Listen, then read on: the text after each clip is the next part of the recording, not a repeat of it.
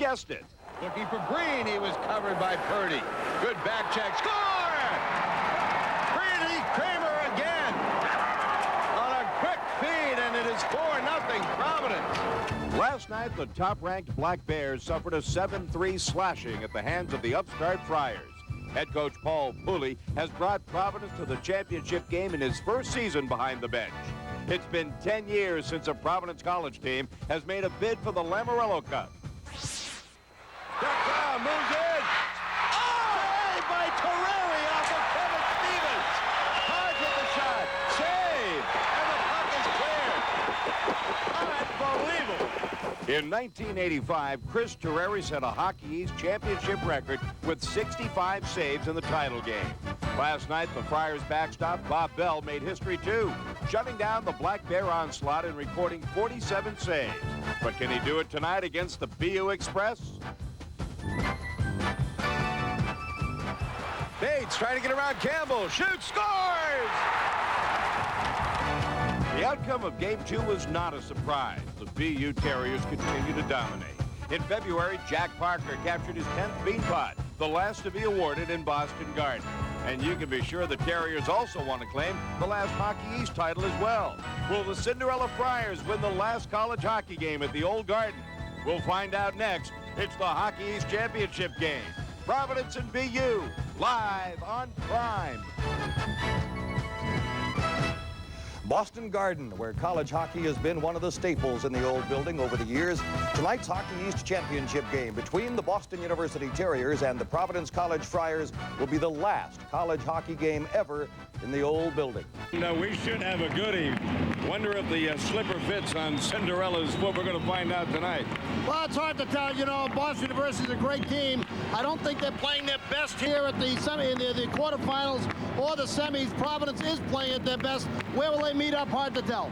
You know, you look at the Providence Friars, and coming in, they have said all along, we have nothing to lose. Nobody expects us to win. We're loose as a goose.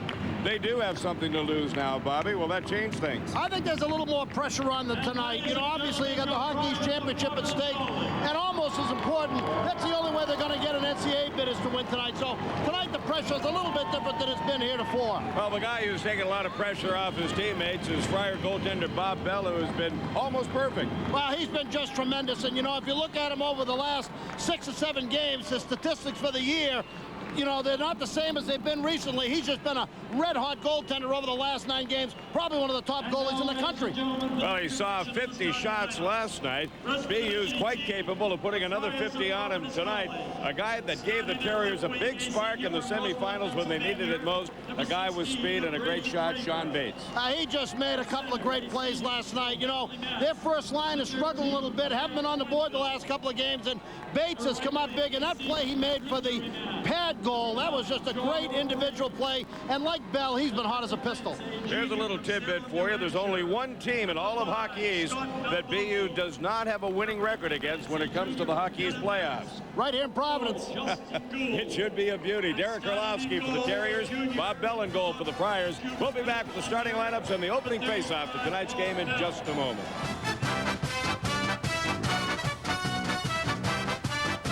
And the rocket's red glare, the bombs bursting in air, gave proof through the night that our flag was still there.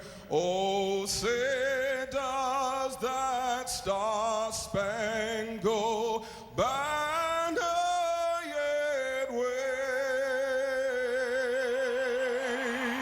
on the land of the free,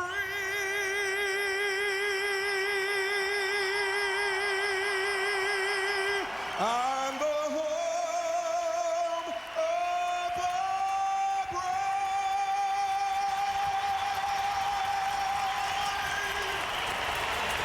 Tremendous rendition of the national anthem by Mr. Bob Thompson, the father of UMaine winger Jamie Thompson.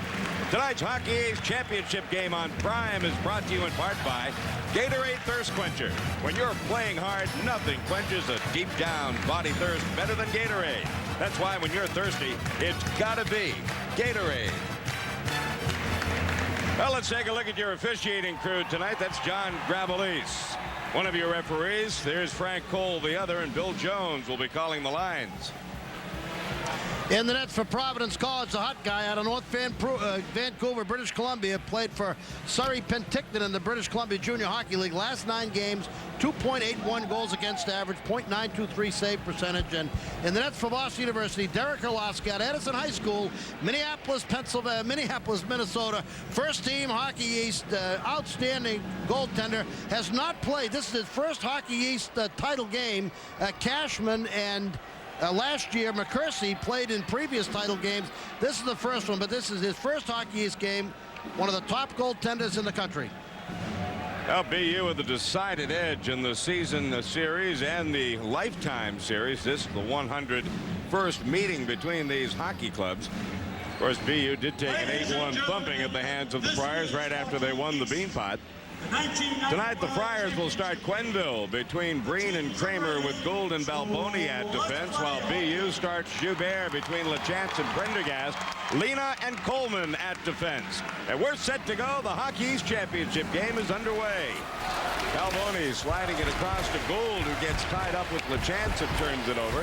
Puck backhanded deep into the Friars zone. This is Scott Balboni taking a hit from Jacques Joubert. Centering pass. Nearly scoring is Bob LaChance. Joubert scored last night 24 seconds into the hockey game. Almost set up LaChance for an early score. This one flipped off the glass and into the seats. A face-off coming. Well, I'll tell you right off the bat, as they scored, as you mentioned, 24 seconds last night, Balboni makes an excellent move. They were being stormed a little bit by BU and flipped the puck into the stands, get a face-off, try to get everybody regrouped. Balboni tries to backdoor it on Joubert, but Boston University's pressure very aggressive. LaChance there picks up that rebound. We almost had another one in 24 seconds. I said first team all Hockey East. I meant it was his first Hockey East championship game for Orlovsky in the nets for Boston University. Of course, the first team all Hockey East goaltender was Allison of Maine. Greer gets it back to Brennan, who is flipping in deep. Down low, Greer. Lena being bumped around. Puck swung around to the far side boards. Shane Johnson checked there by Travis Dillabo. LeVar skates it out. He has Holbig with him. LeVar over the line, drops it back. No one there, but Mike Greer taps it out to center ice. Hal Gill, big, tall, lean defenseman, fires it in and takes a hit from Chris O'Sullivan. In forechecking is Holbig, who fired a Whistler short side. Orlowski and Bell both with close calls, but neither one has felt the puck yet here in the early going. This will be icing, and the faceoff will be coming up in the BU zone. Same forecheck that gave Maine trouble last night gives BU trouble right here. Paul Pooley puts that one man on you when they set up behind the net, and it's very difficult to find a pass. Jack Parker in the coach's box for Boston University, 489 wins. He'll win his 500th sometime, probably the way they win him early in the season next year. Stefan Brunner to take the draw for Providence College. Against Sean Bates, dropping it off for Burke. Dennis Burke slides it in wide. Orlowski clears it himself. Justin Gould will go back to get it at his own line. Fans, Bates picks it up. Sean Bates moving in deep, centering, steered wide by Bell. It was actually a shot on goal. Wood gets a shot on Bell for the save. Roush looking for the puck for BU. Finally cleared out of the zone by Stefan Brunner. No icing as Dennis Burke is down on the forecheck. Doug Wood trying to get it out of the zone does. Cautious play here early, although both sides have had opportunities. Kelleher banking it all the way to the Providence line. Justin Gould stepped up nicely and slides a shot in on Orlowski. Wood tries to clear it out, can't. Quenneville kept it in, but Kelleher intercepts and tries to send that right away. Quenneville takes a hit from Pierce, and Kelleher is down in the BU zone. Chris Kelleher. Chris Kelleher, a defenseman out of St. Sebastian's from Belmont.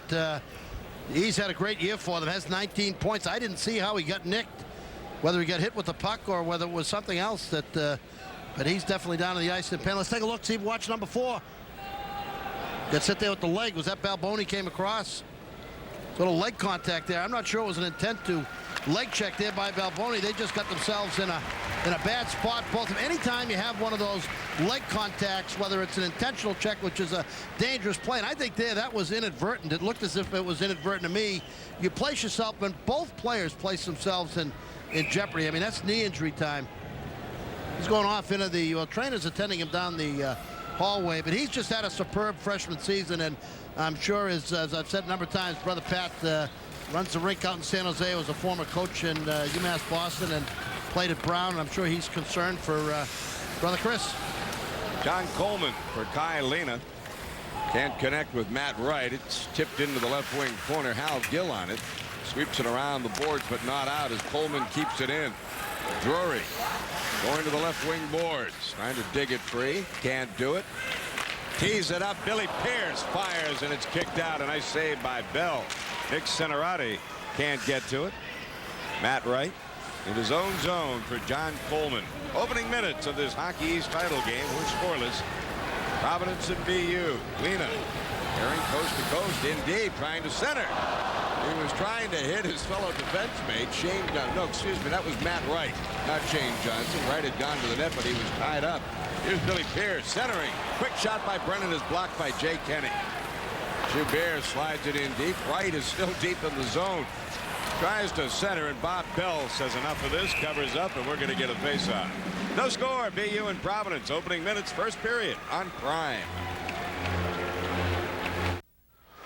16:52 remaining in the first period. Just started here, no score. There you see Providence College and what their achievement has been this season. Number 6 seed, the lowest to make it to a Hockey East title game. BU seeded second in this year's postseason round robin. You know how some statistics mean something and some really don't mean anything at all? Want an example of a useless statistic? Sure. BU is 11-0-2 on Saturday night. Now that, to me, other than shots on goal, that's about as meaningless as the SIDs throw those in. Totally meaningless. Kramer wins it for Breen, who sends Quenville flying down the left side. Jack Quenville shot deflected wide by Brennan. Breen digging in the corner. Throws it into the left wing corner. Brady Kramer hustles over. Slides it around the board. Justin Gould at the right point. Deflected wide. Herlovsky down. Up along the left wing boards for Prendergast. Prendergast just clears out to center ice. Friars beginning to buzz just a little bit. Gould at center ice will flip it in, and Providence will change up. Eric Herlovsky has yet to look at a shot on goal. Yeah, they're going to set up that one-man trap again. One-man forecheck. Now, see, there's just no one to pass it to right now. Stuff it out. Deflect it in center zone. You see, it's very, very difficult to find an open man. They're going to set up again. Yeah, they just get busted up against the boards. Intercept on the boards.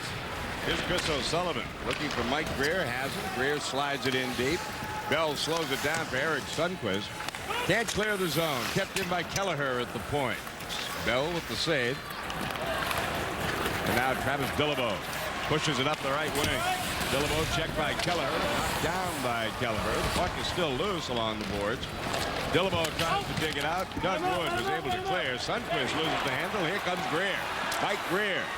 All alone for the moment. Centers looking for Thornton. He was checked by LeVar. Good play by the Providence centerman, John LeVar.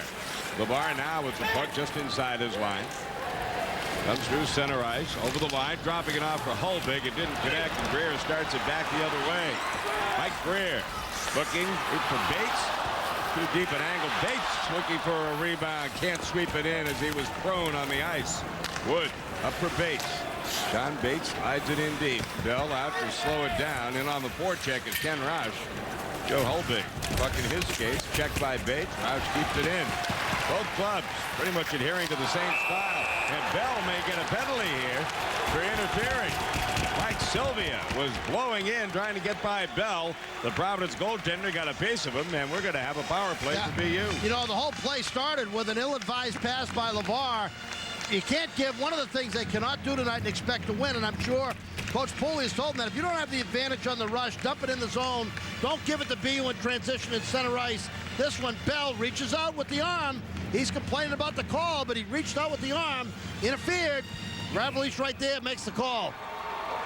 Sylvia stays on his skates is probably no call, but the fact that Bell hit him hard enough to bump him off stride. Well, it was interference. That was enough. Yeah, it was interference. Boston University on power play, where they're very difficult to defend.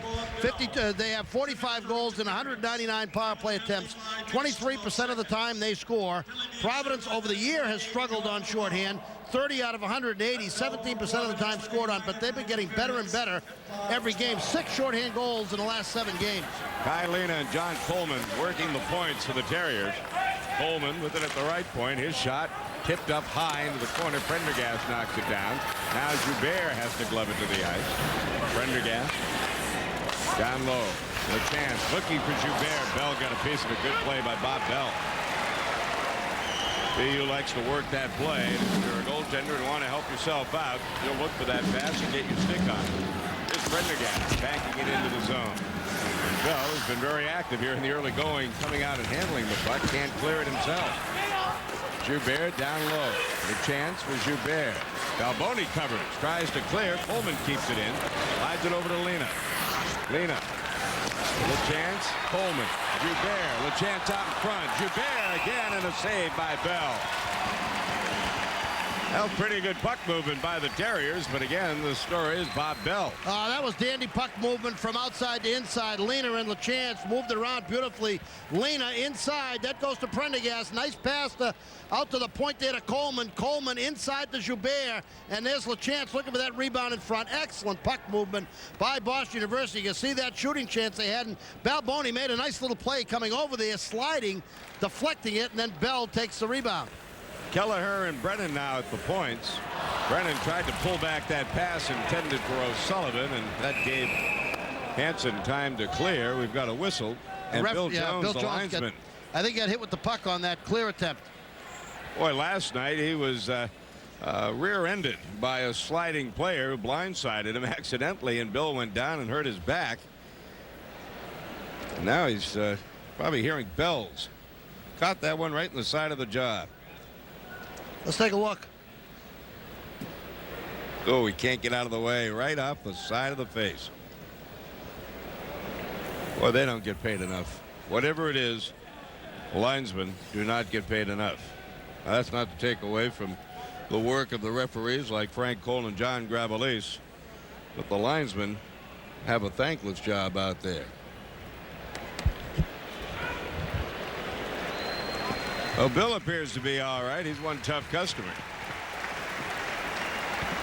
He'll be reaching for the Nuprin between periods, I'm sure. One of the great guys, too, and Dave, you know this.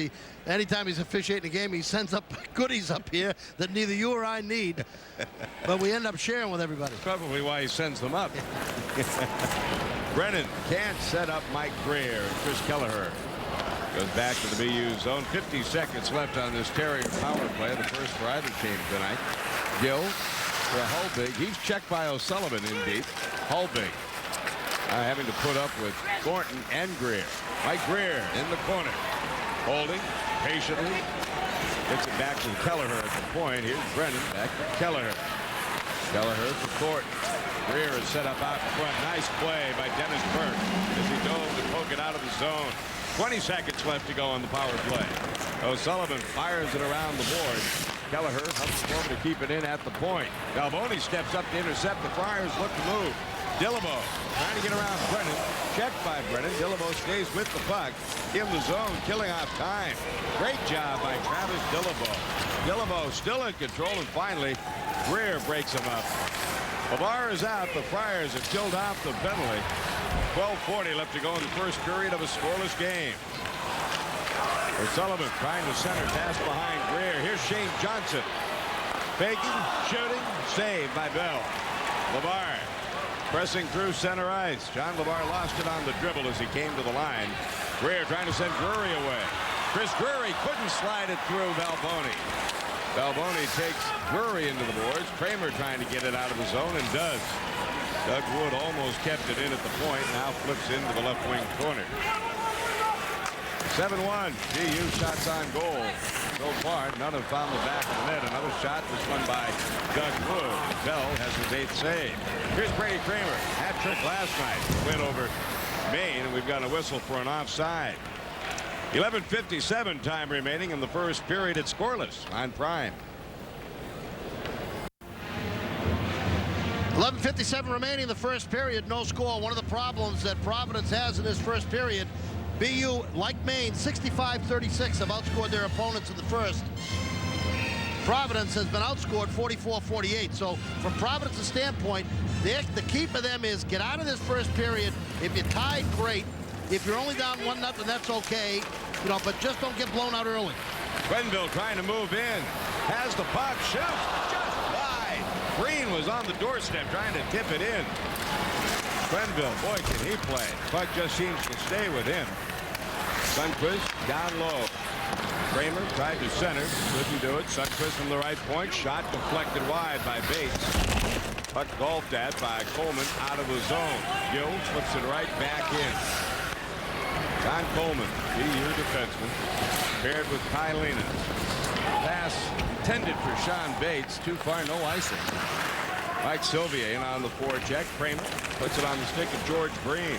He is checked. Al Gill hustles. Slides it in. The Friars changing up. Puck flipped out to center ice. LeChance took a swat at it with a high stick. Didn't make contact. Would have blown. Bell flips it into his own bench, and we get a whistle. Well, this isn't the only action going on around the country in college hockey. What a great game. Lake Superior State, the defending NCAA champs, winning the semifinal game against top-seeded Michigan, one of the top teams in the country, 5-4 in overtime. The Wolverines tied that game with 0.4 of a second left to go in regulation. And Michigan State, a winner over Bowling Green, 4-3. So it'll be Michigan State and Lake Superior State for the CCHA title. That'll come tomorrow. Kelleher is checked. Balboni around the boards. Trevor Hansen out for Dennis Burke. Burke backhands it into the zone and takes flight after the puck. Checked by Doug Wood. Kelleher pokes it up onto the left wing boards. Checked by Prendergast. Breaks it out with LeChance. Offside. Ooh.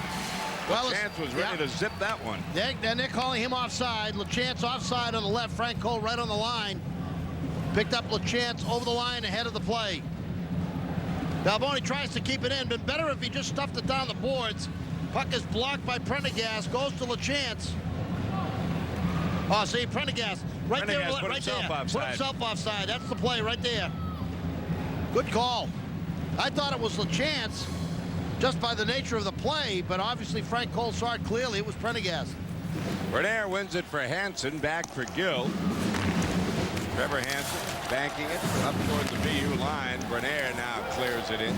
Beat Frank. 8-1 BU. Shots on goal. Dennis Burke trying to force the turnover on the forecheck. Hansen goes hard into the corner. Skate. But the Terriers skated out. Jacques Joubert flying down the left side, dropping it off for LeChance. Now Prendergast moves in. Shot saved by Bell. Oh, great setup. That's the best one thus far in the night for either team. Yeah, Providence really botched up their 3-on-3 coverage there. They just got discombobulated on the rush. Ended up with a man not covered. Dustin Gould behind his own net. Thornton and O'Sullivan on the forecheck, and that forces an errant pass by Gould. That'll be icing. So they'll bring it back into Bob Bell's end of the building as you look at Shane Johnson of BU. BU does a great job of rushing the puck up the ice when they have a man advantage or in a 3-on-3. Now watch right here. See? 1, 2, 3. Everybody's in pretty good shape across the line, but watch what happens. As they swing through the middle and cross, watch right here. See? Uncovered man. They bunch up here. Watch. There it is. Great save, Bell. And you saw what happened on that as they bunch up on the inside, and they just don't cover it man-to-man or zone, either way, and they leave one man uncovered.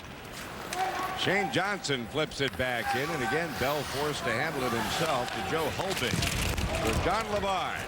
LeVar will flip it in, right wing corner. Dillabo and Johnson in after it, cleared away by Herlovsky.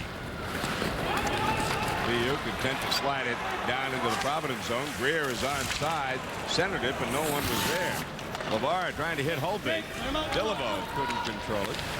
Now Lena up to Greer. Nice touch pass for O'Sullivan, who is hooked by LeVar. Shot in, saved by Bell. Gill can't clear it out. Lena with a rising slap shot. Went high over the crossbar. LeVar trying to catch BU in a change. Banked it a little too hard for George Breen to handle. The puck is shot right back in by Lima. Gill without a stick. Kicks it over to Breen. Bob Bell left it for Hal Gill. Only trouble was his defenseman was without a stick. Matt Wright clears it in, and Bell slows it down for Gill, and has a stick this time. Matt Wright for BU, trying to work his way out of the corner, checked by Sundqvist. Sundqvist around the board, looking for Breen.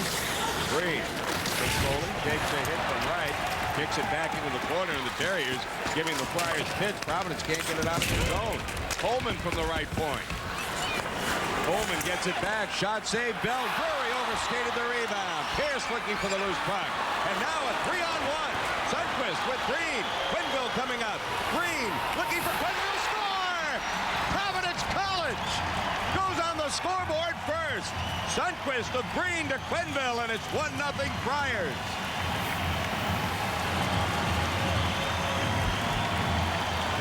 Wow, Bob Bell under siege just moments ago weathered the storm, and that made for the 3-on-1. That was a dandy pass by Breen, and that guy's a great player, Chad Quenneville. He's been doing it all for the Providence Friars his last 15 games. 7 goals, 4 assists, 11 points. Just playing tremendous hockey, George Breen. Well, we hope all of you watching on Prime tonight are enjoying this one. You certainly had to enjoy the beauty of that play. That's his 7th goal against BU. Last 15 games, 13 goals, 15 assists, 28 points. I had the figures wrong. 13, 15, 28. We'll be back after this announcement. Providence 1, Boston University 0.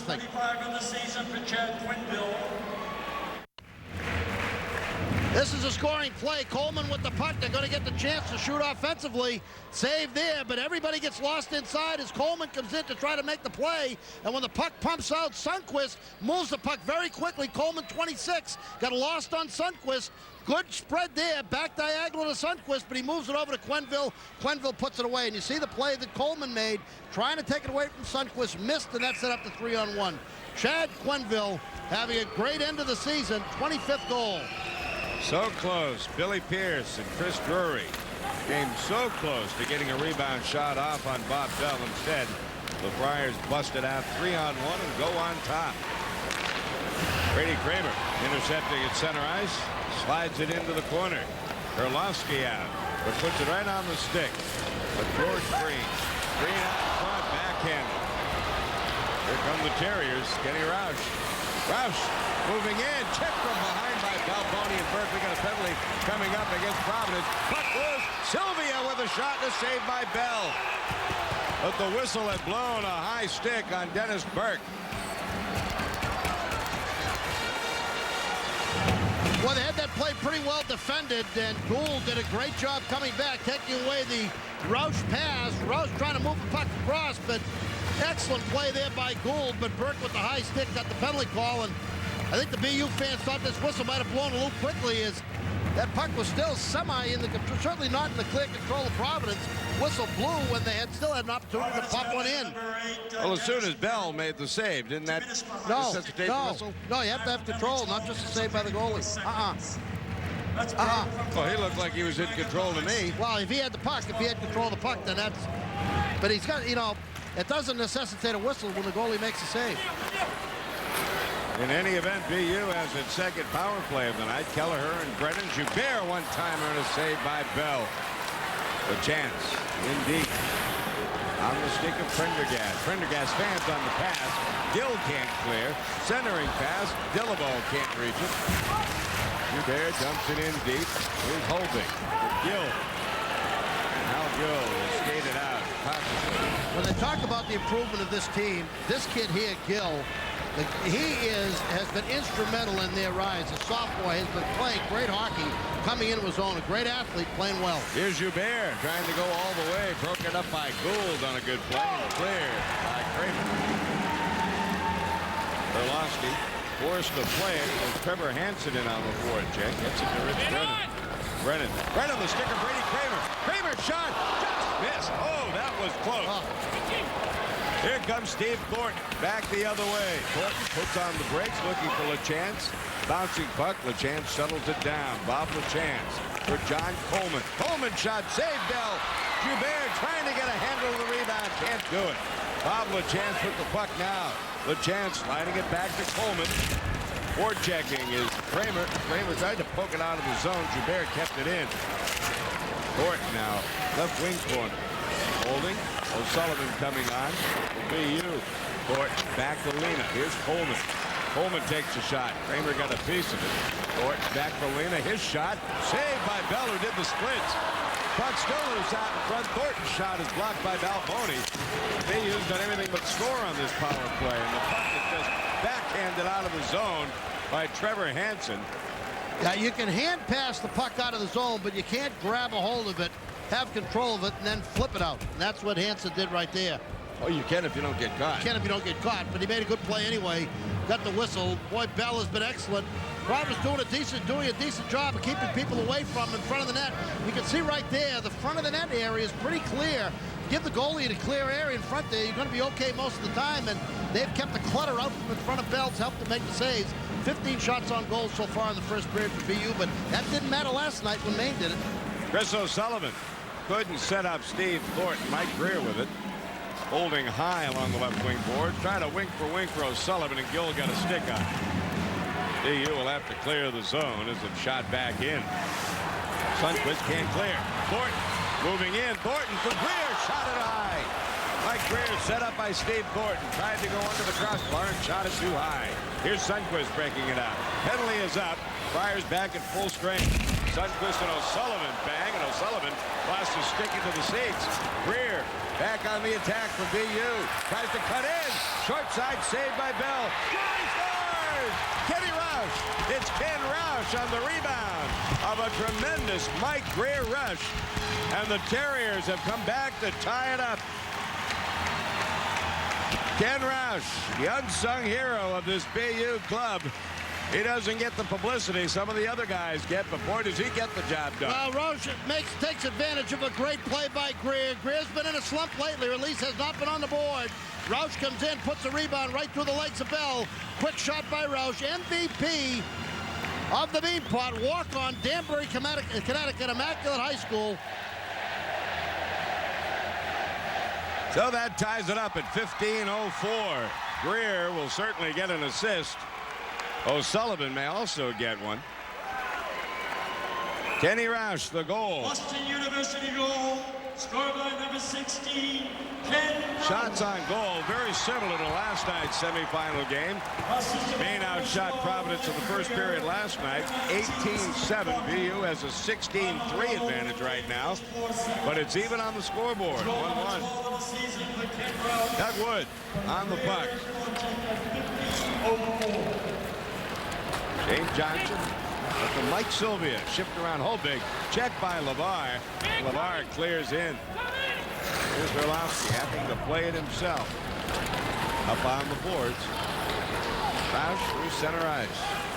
Banks it in off of John Rowe. It's in deep. Rowe on it first. Wheels and fires around the boards to Joe Holbig. Holbig couldn't set something up for John LeVar, who knocks it down. Dillabo pokes it ahead. High stick? Yes, it's a high stick call. 4:04 remains in the first period. Providence 1, BU 1. You're watching the Hockey East Championship on Prime. All right, watch right here. One man up. LeVar, the first man in. Now watch how much trouble they have getting it out of here. Turnover in center zone. Let it go.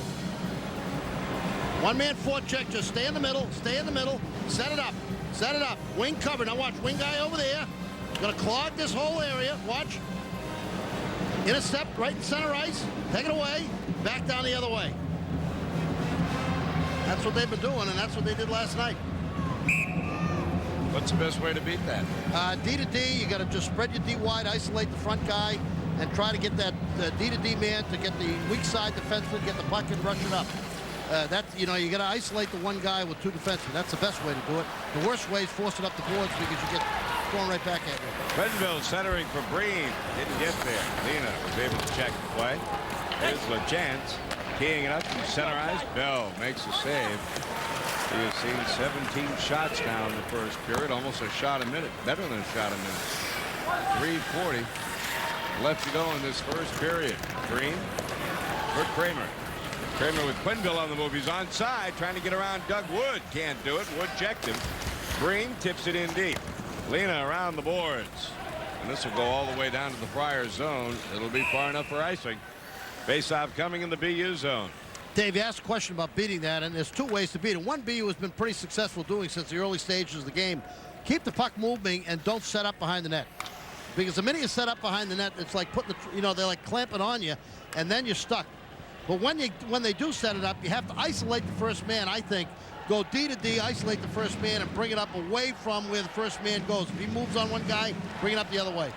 Quick shot off the faceoff by Trevor Hansen. Matt Wright can't get it out of the zone. Stefan Bernier in the left wing corner. Bernier keys it up. Hansen fired high. Hansen had a good setup from Bernier. Hansen in on the forecheck, can't get it. Wright looks to clear. He hits Dennis Burke in the back with it, and Burke is able to shoot it back in deep. Bernier on the forecheck is Herlowski. Bill Pierce. Matt Wright now on the left wing slides it in. Taken off the play as Jay Kenny gets to the puck. Hansen tries to chop it out of the zone and does. Rich Brennan, the All-American defenseman for BU. Trying to set a play. Too far for Wright to handle. Gould on it. Quickly around the boards. Jay Kenny offside is called as Matt Wright was still in the zone as the puck was shot in. There's Jay Kenny, junior defenseman from Schenectady, New York. Played at Canterbury School. We talked the other night, unusual for a Hockey East team. There's not every one of the defensemen is. You talk about Jay Kenny and you see he's been a draft pick as well. But every one of the defensemen is from the New England area. And usually there's someone from out west or someone up in the plains of Canada. But all these kids are New England kids playing defense for Providence College. Shane Johnson behind his own net. For Rich Brennan. Brennan will move it himself. Centering pass for O'Sullivan. He fires, save. Rebound shot high by Greer. O'Sullivan for Greer down low. LeVar on him. Greer gets it back to Brennan. He passes up the shot. O'Sullivan centering. LeVar was there. He was hoping to find Greer. What a load Greer is, especially when he sets up in front. O'Sullivan can't cut in front. Here's Thornton being checked by Sundquist. Shane Johnson down low, battling with LeVar. John LeVar of Providence pokes it free. Hal Gill around the boards and is able to clear it. Brennan hustling back, no icing. The Friars changing up quickly with 1:30 left to go. Thornton pokes it ahead for Mike Sylvia. He is checked. Got Balboni with a good play. Flipping it out to center ice. Kylina there for BU. Now John Coleman. Back for Lena. Coleman on the move. Flips it up ahead for Kenny Roush. Checked by Balboni. Green trying to send Quenneville away. They teamed up from the Providence goal. Good help from Eric Sundquist. Tried to send Sean Bates away. Didn't connect. Quenneville fans. Roush, though, was ready to check him and wasn't in a position on the loose puck. Roush has it now, though. Tries to center. Gill blocked it. Coleman steps up. Can't get it. Green looking to send Kramer away. Too far ahead for Brady. Kramer trying to get around Lena. Checked and taken to the ice by Lena. Puck loose for John Coleman. Coleman flipping it ahead for Sylvia. Now here comes Sean Bates with that great speed. Banned on the backhand. Puck hops over to Bell, and he'll cover up for a faceoff with 35.6 seconds left to go in the period. Sometimes it's just nothing you can do with Bates because when he puts the burst on, he just goes right by you. That time coming into the zone, sort of a pop fly through center zone and dropped across the blue line, and Bates just flies with it. He just puts on a burst and he goes by people. Right there, look at that sprint. No, he put about 3 feet between himself and Balboni there as he went to that loose puck. Now, Balboni's not the swiftest guy out there on the ice, but Bates did it last night as well. And when he gets on a defenseman and trying to go after a loose puck and trying to create some space, he's got pure speed. Reminds me a lot of Sean McEachran. Played here out of Waltham, played here at Boston University several years ago, now at Pittsburgh. Had that same kind of blazing speed. Dillabo for Holbig. Joe Holbig over the line. Holding. Trying to get by Doug Wood, who has it tied up pretty well. Holbig still digging with Wood. Now stepping in. Bernier trying to stuff it in. Can't. Puck still loose. Bernier on all fours. Gets control. What work by Bernier. Stefan Burnett throws it to the left wing boards. Checked by Chris Keller. Can't clear. Kept in by Gill. Now the Terriers get control, and that's going to do it. Horn sounds ending the first period of play here at the Boston Garden, and it's very similar to the first period of last night's semifinal between Maine and Providence. Yeah, very similar. 19-4 outshot, but that doesn't make any difference. The only kinds of shots on goal that counts are the ones that go in. And Providence, I think, is in the same kind of situation they were in last night. They go in that locker room and say, hey, we've got a great shot at this. These guys have blown us out in the first period once this year. It didn't happen tonight. We've got a great opportunity to win this game. BU's got to come out and really take it to them in the second period, just as they did early in the first. The score at the end of the first period, Boston University won, Providence College won. We'll be back with our first intermission on Prime in just a moment.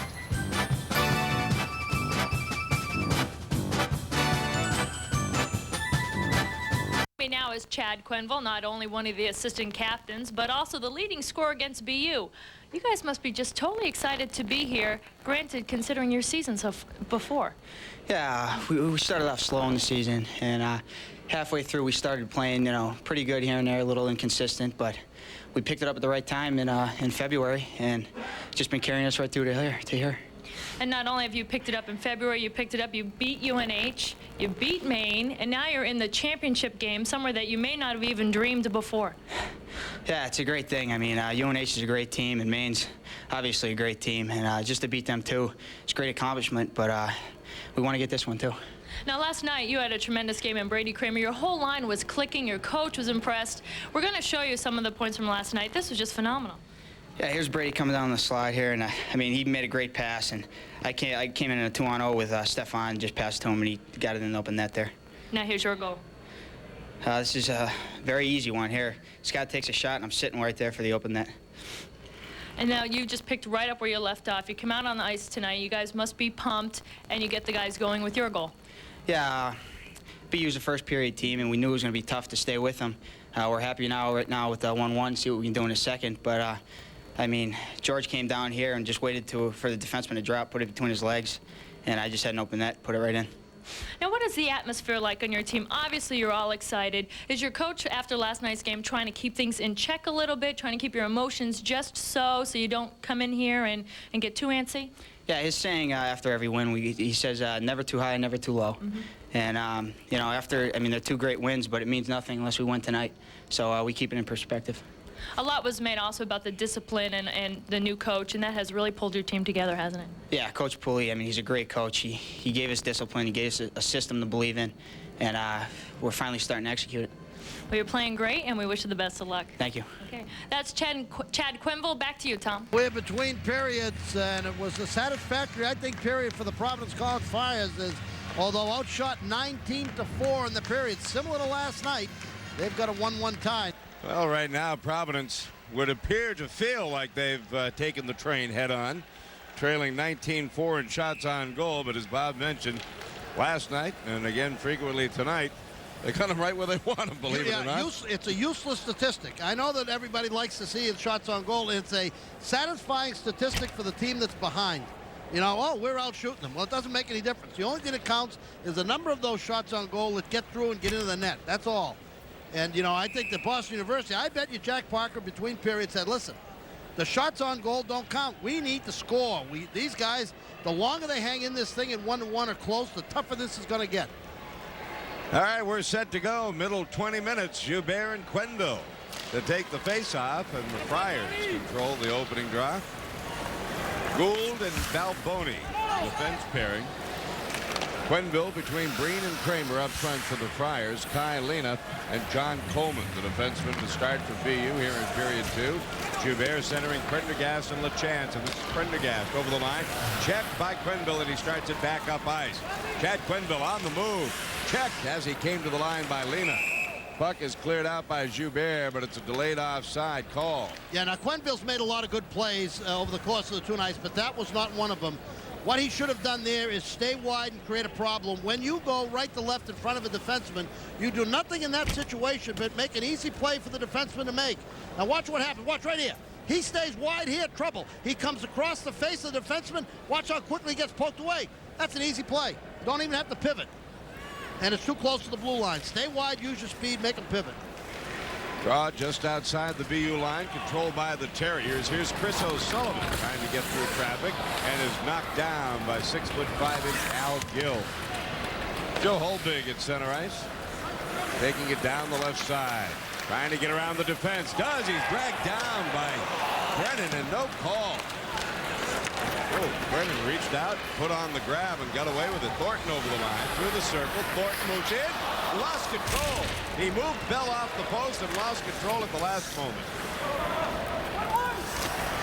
LeVar looking for Holbig. Goes to Brennan at the point. His shot deflected out in front by Thornton. Bell with the save. Puck still loose.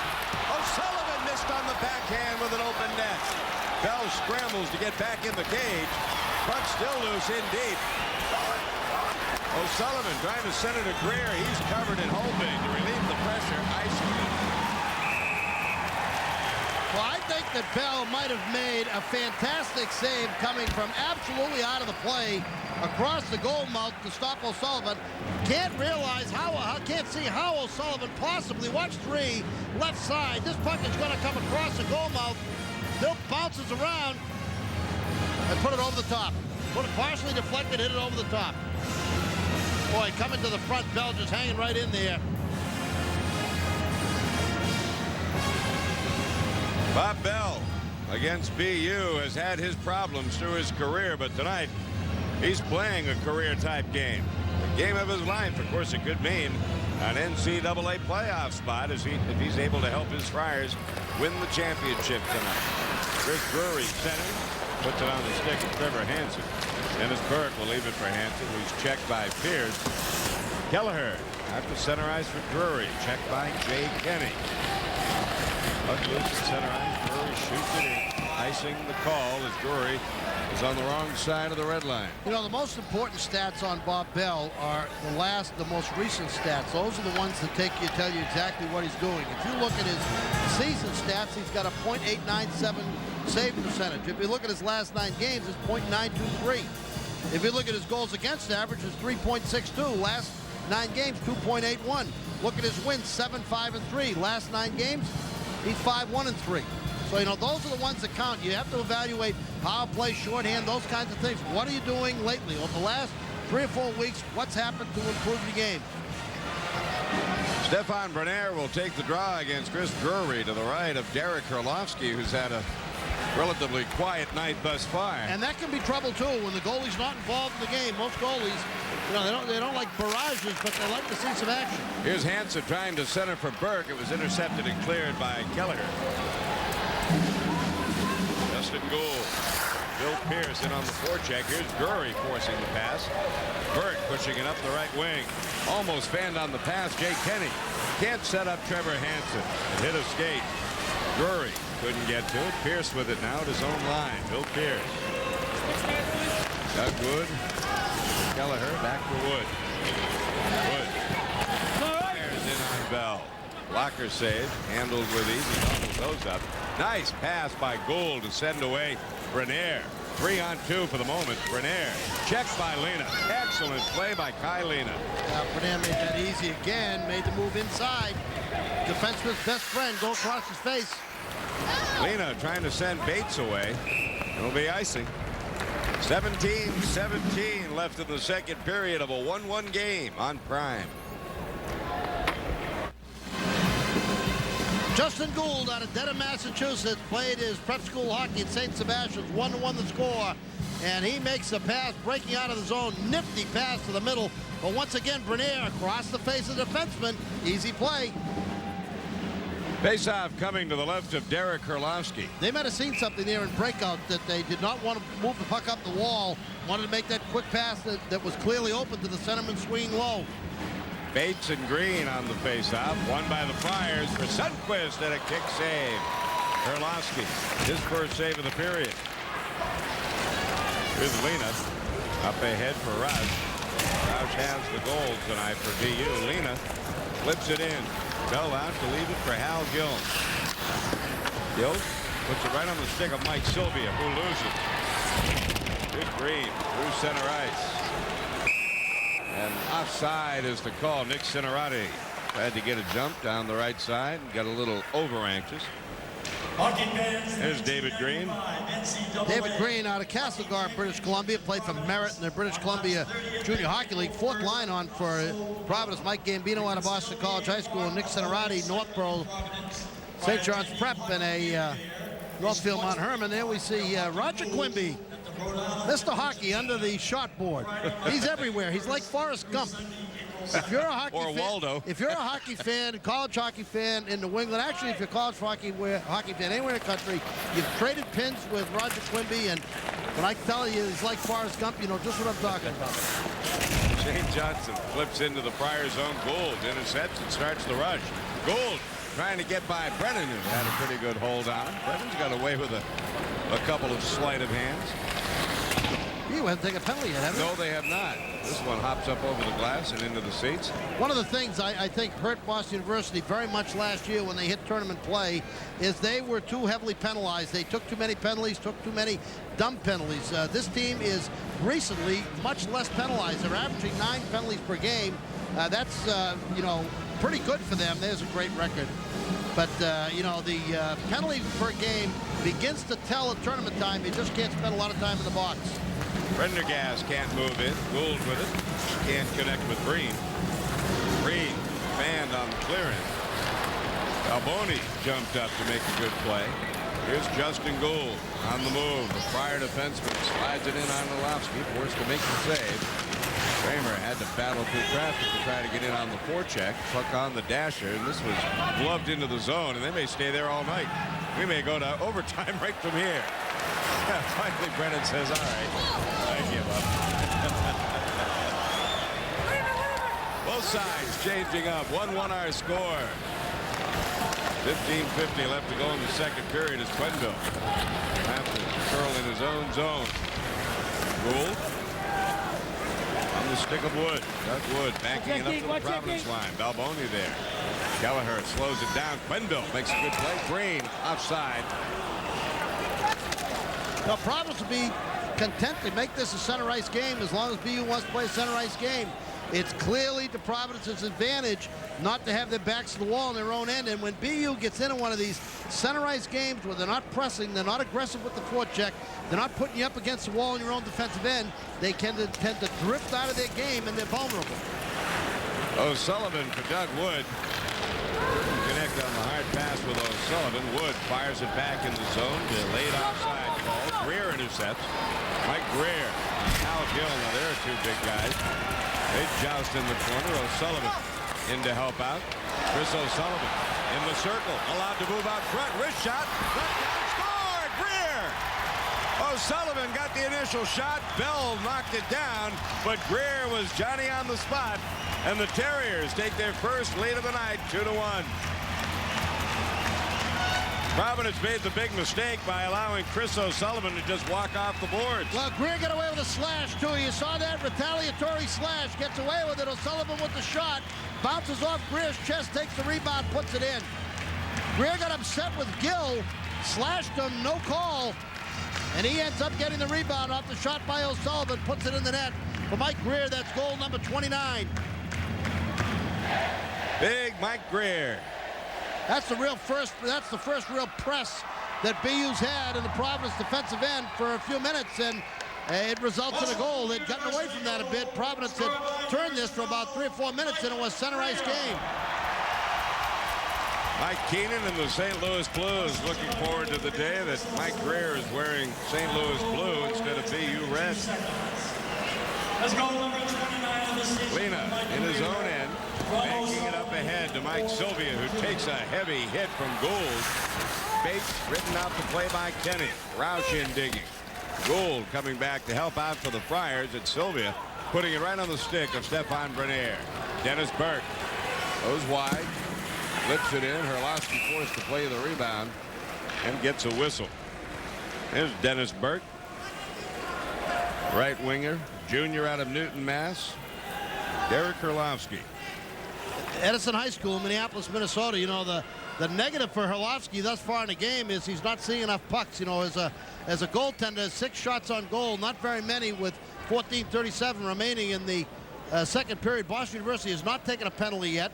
They haven't been in a shorthand situation where Providence might generate some offense, and most goaltenders want to get more action than what Perlovsky's seen at this point in the game. Tends to lull you to sleep. Face-off won by the Friars. Gambino shot it wide. Puck shot right back into the BU zone. Shane Johnson behind his own net to set up. Providence with their fourth line on right now. BU going with Drury, Pierce, and Wright. With Pierce shooting it in. Matt Wright centering, looking for Drury. He was well covered. Brennan pokes it in deep. Cinerati, Nick Cinerati up for David Green, who was checked immediately by Shane Johnson. Here's Drury keeping it in. Drury stick handling right into traffic. Yeah, he could have shot the puck too. One of the things he tends to do is over stick handle, dangle with the puck, and give up shooting opportunities. Icing is called against the Friars. Yeah, he's a pretty talented hockey player. He's got great skills, but he's a dangler. You know, he wants to dangle, and he gives up shooting chances by. Now he comes here now. Right now, shoot the puck. Get rid of it. Quick. Another couple of extra diddles, and pretty soon it's gone. Don't use extra diddles. Well, you got to shoot the puck when you get in the slot. Snap one off when you get the puck in the slot. You know, the kid's had an outstanding freshman year. He's had 11 goals. But to be a complete player, he's going to have to get rid of that shot more quickly and not stick handle to the extent that he does through traffic. Quenneville has done a pretty good job on faceoffs tonight for Providence. Late in the game, if it's close, I would imagine he'd be on the ice. Quenneville drops it off. Here's Kramer. Kramer trying to get around Kelleher. Can't make the pass. He's upended. Joubert into the corner. Now on his feet. Tucks it in behind the net. And Perlovsky clears it around the board. Gould pinching in. The chance sends Prendergast away. Doug Wood coming up to help. Prendergast for Wood. Shoots. Saved by Bell. Big save. Puck still in the Friars zone. Wood with it. Wood ducked down on a cross check by Kramer, and he's going. Brady Kramer buried Doug Wood. That may have been frustration from being dumped unceremoniously at the other end of the building without a call. So BU will get still another power play. When we come back, it's the Terriers 2, the Friars 1. Second period on Prime. From behind. Mike Prendergast on the break. The score 2-1. Boston University leads. Just trying to create something. Offensive zone. Little pass to Wood. Wood comes in alone on the goaltender, and Bell up big with the save. This is a cross check by Kramer. Providence goes off with a penalty here, but I thought Kramer was held on the rush, and certainly Greer slashed before the goal. And thus far, with no penalties in the game, Boston University clearly taking advantage of some. I just think they missed a couple in this second period where BU could have been sent off and have not been. Providence clearly earns that penalty by Kramer, but you miss a slash in the slot, you give those guys an extra shot at it, and they put it in the net, and that's a go-ahead goal in a tight game. That's a tough penalty to miss. Well, the Friars have not had a power play. BU on their third. Centering pass for Greer. Stick handle. Lost control as he went to shoot. Throws it to the right point. John Coleman hustles over for Kai Lena. Lena throws it in the left wing corner. Gill is here, but can't clear. Lena too high for Greer to handle. Green. Bring it out to center ice. Can't slide it into the zone. Maybe waited just a little too long. Greer onside. Throws it on the wing for O'Sullivan. Looking for Thornton. Greer intercepted and one-handed into the corner. Mike Greer checked by Gill. Dillabo wrapped up by Thornton, and Green is able to clear, and the Friars will change up, as will the Terriers. 12:20 left to go in this second period. Minute 5 left to go in the power play. Puck dumped back in. Terriers are going to have to start the rush from their own end. Coleman under a head of speed. Now Coleman over the line. Coleman moving in deep around Balboni. Holding. Still looking. Centers, and it went right through a maze of legs in the slot and all the way out to center ice. Nice rush, though, by John Coleman. Kelleher for Rich Brennan. Brennan fires in off the boards.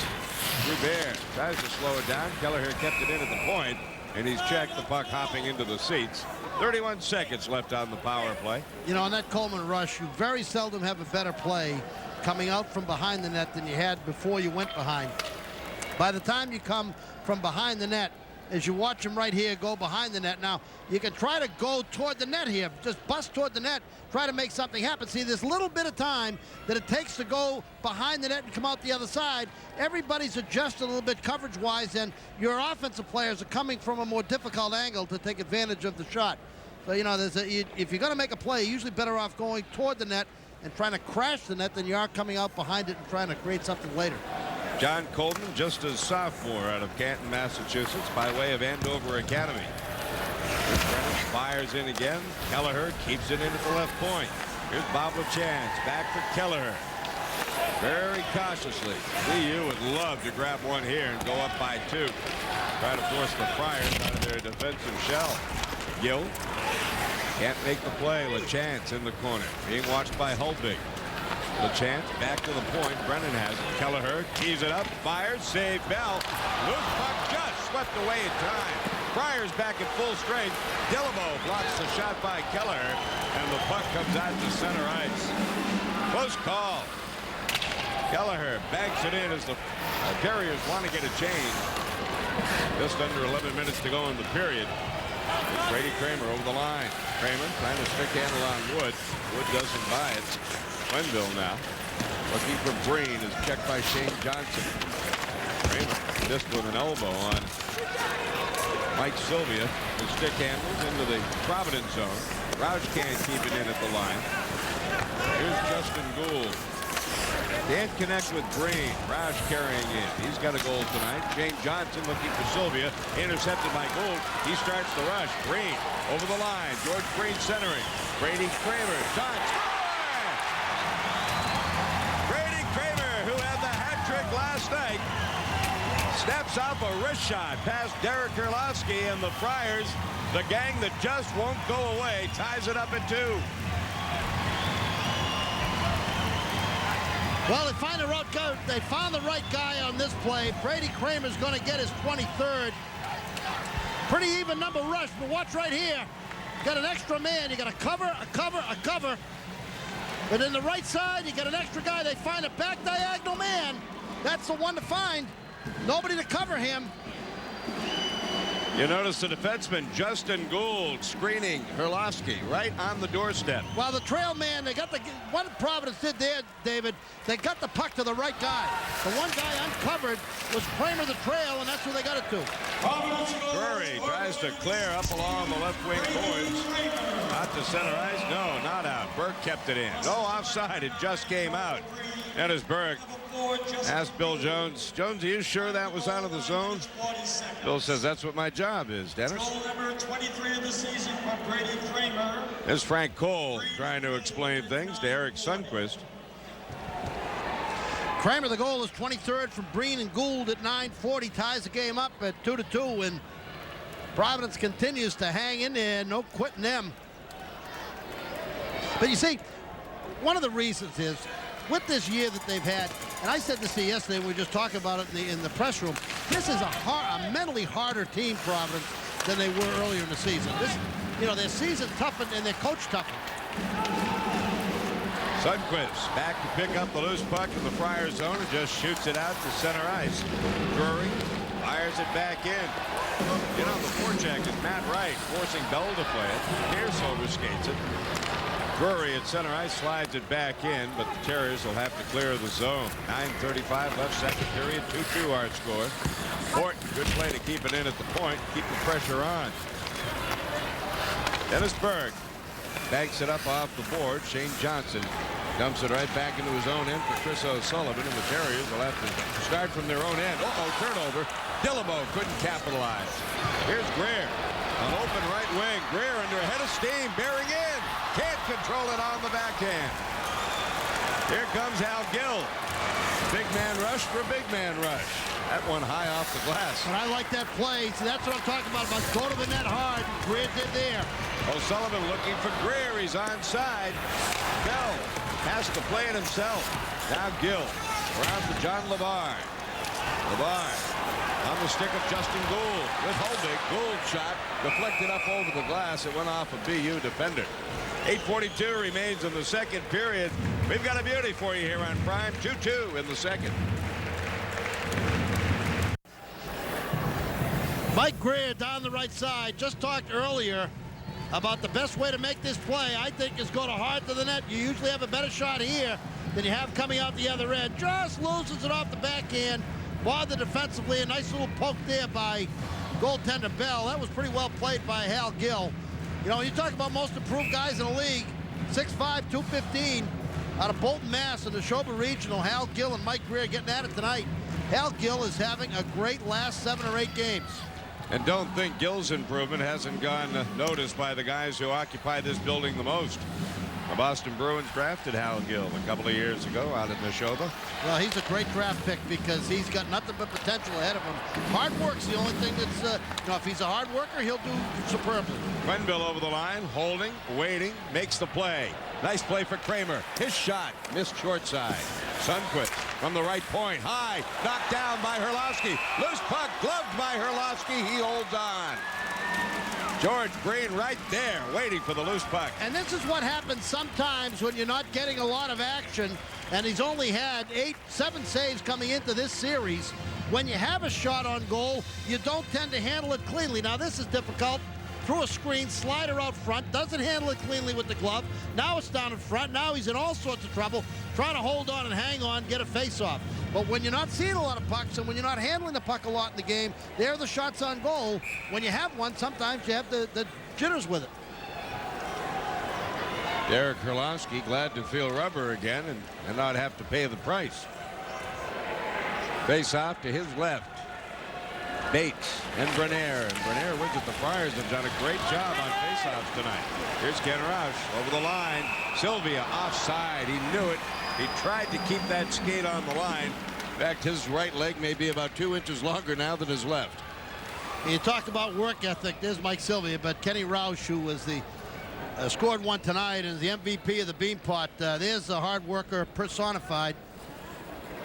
When we talk about kids like Gill and Greer, you're talking about kids who have great natural skills, great athletes, superb natural ability. Their only limitation is health and how hard they're going to work. Kenny Roush has already worked hard to get where he is.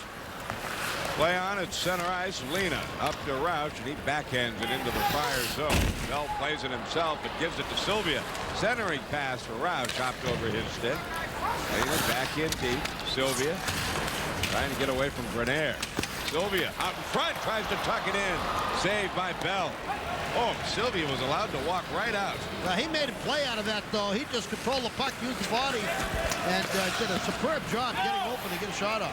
David Green checks the play at center ice and directs it into the BU zone, so the Terriers and the Friars both change up. Pierce is stood up at the line by Justin Gould. Puck cleared in anyway. Here's Sundquist. Tries to bank it out of the zone. Can't do it. Alone in front. Shot by Wright. Score! Matt Wright. Beautiful wrist shot. Went glove side up under the crossbar. And the Terriers regain the lead at 12:52 of the second.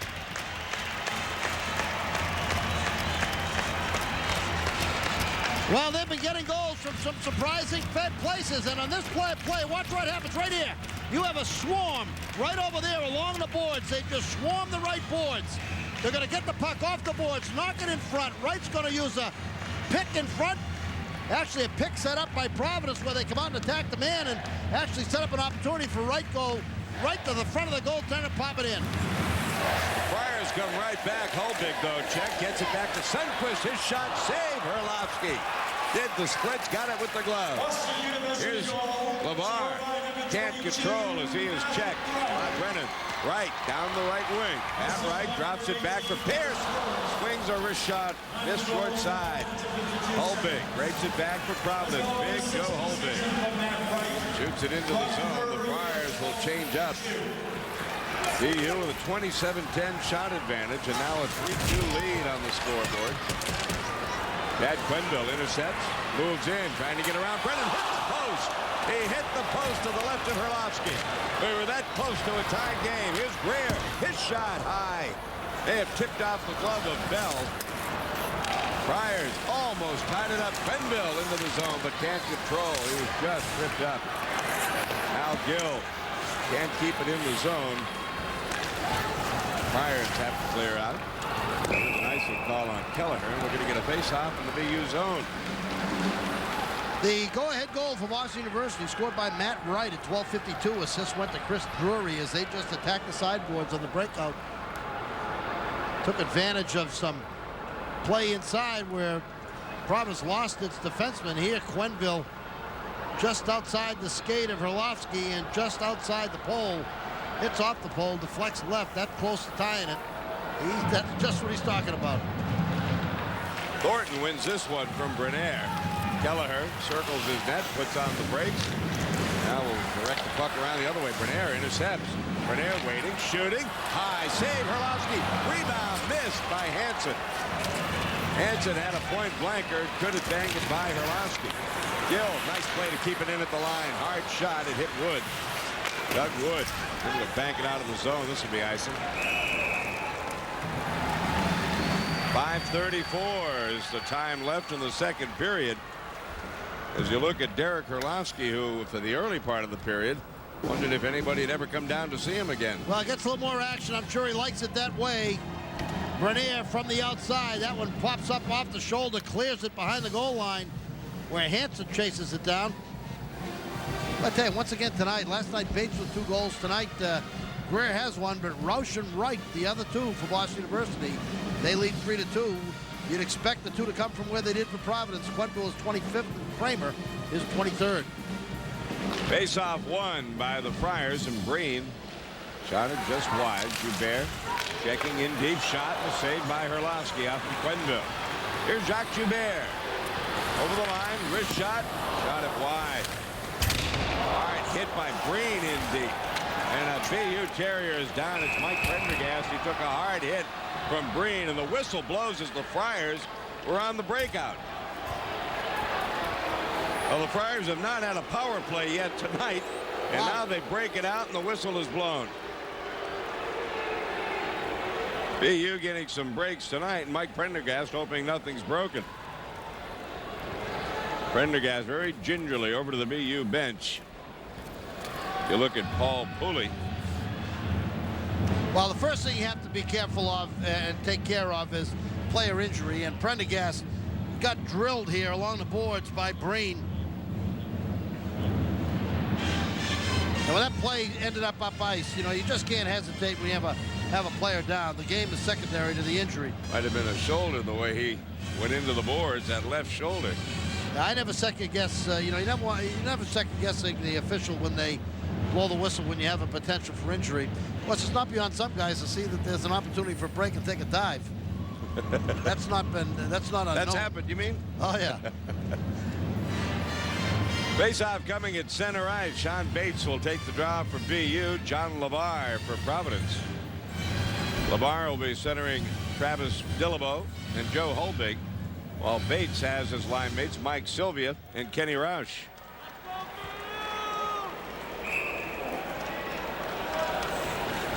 We're ready to go with 5:13 left in the second period. Lena inside his own zone. Wing to wing for Coleman. Back for Lena. Can't connect with Roush. Bell out to play it for Sylvia. Sylvia centered it. Now Lena tight ropes a long time and keeps it in. Roush tried to hurdle Jay Kenny. Here's Bates moving in. Tried to drop it down low. Save Bell. Bates tried to make the pass down low to Sylvia. It was blocked. He got it back. He got a shot off on Bell. And Bob Bell is forced to cover up again. I'll tell you, there's a huge difference between a 1-goal lead and a 2-goal lead, and it's more huge than the differential of 2 goals. Providence, if they can keep this thing to a 1-goal differential heading into the third period, mentally, I think they're okay and have a great shot to come back in the third period with a real positive attitude about winning. If they go into that locker room giving up a deficit 2 goals, particularly late in the period, I think mentally that's extremely difficult to overcome when you have to come back and play a team that is, obviously better than you are physically. It's very difficult to mentally overcome that 2-goal deficit in the third period of a tournament game like this. Brennan keeps it in, a save by Bell, and Gill can't connect. He had Dennis Burke trying to break. Burke now backhands it into the BU zone. Orlovsky along the boards for Pierce. Burke pinching in, keeps it in. Brennan can't handle it. Bernier wrapped up by Brennan. Burke hustles over to dump it in behind the net. There's a penalty on BU. It's going to be Matt Wright, who dropped Hansen. Hansen was dropped by Wright, and Wright will go to the box. So while Matt Wright steps into the box, we're going to step away for just a moment. 4:16 left in the second. BU with the lead on Prime. Right in the penalty box, 2 minutes for interference. Providence on power play over the course of the season. Providence's power play 23% effectiveness. They've given up 4 goals while on power play. Boston University shorthand scored on 17% of the time. They have 10 shorthanded goals. Greer and Bates have 3 each.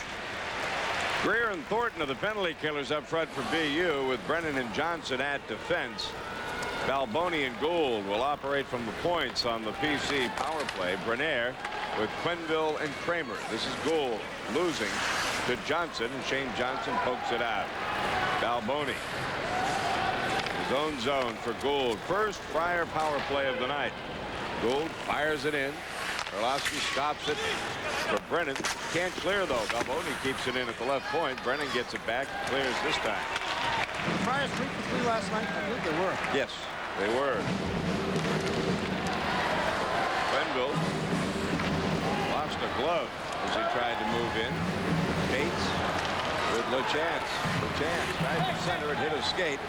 Bernier starts it back. Stefan Bernier leaves it for Justin Gould. Gould checked by Sean Bates. Doug Wood hangs it out of the zone. Sundquist up ahead for Quenville. Couldn't handle the pass. Wood in his own zone with 50 seconds left to go on this Providence power play.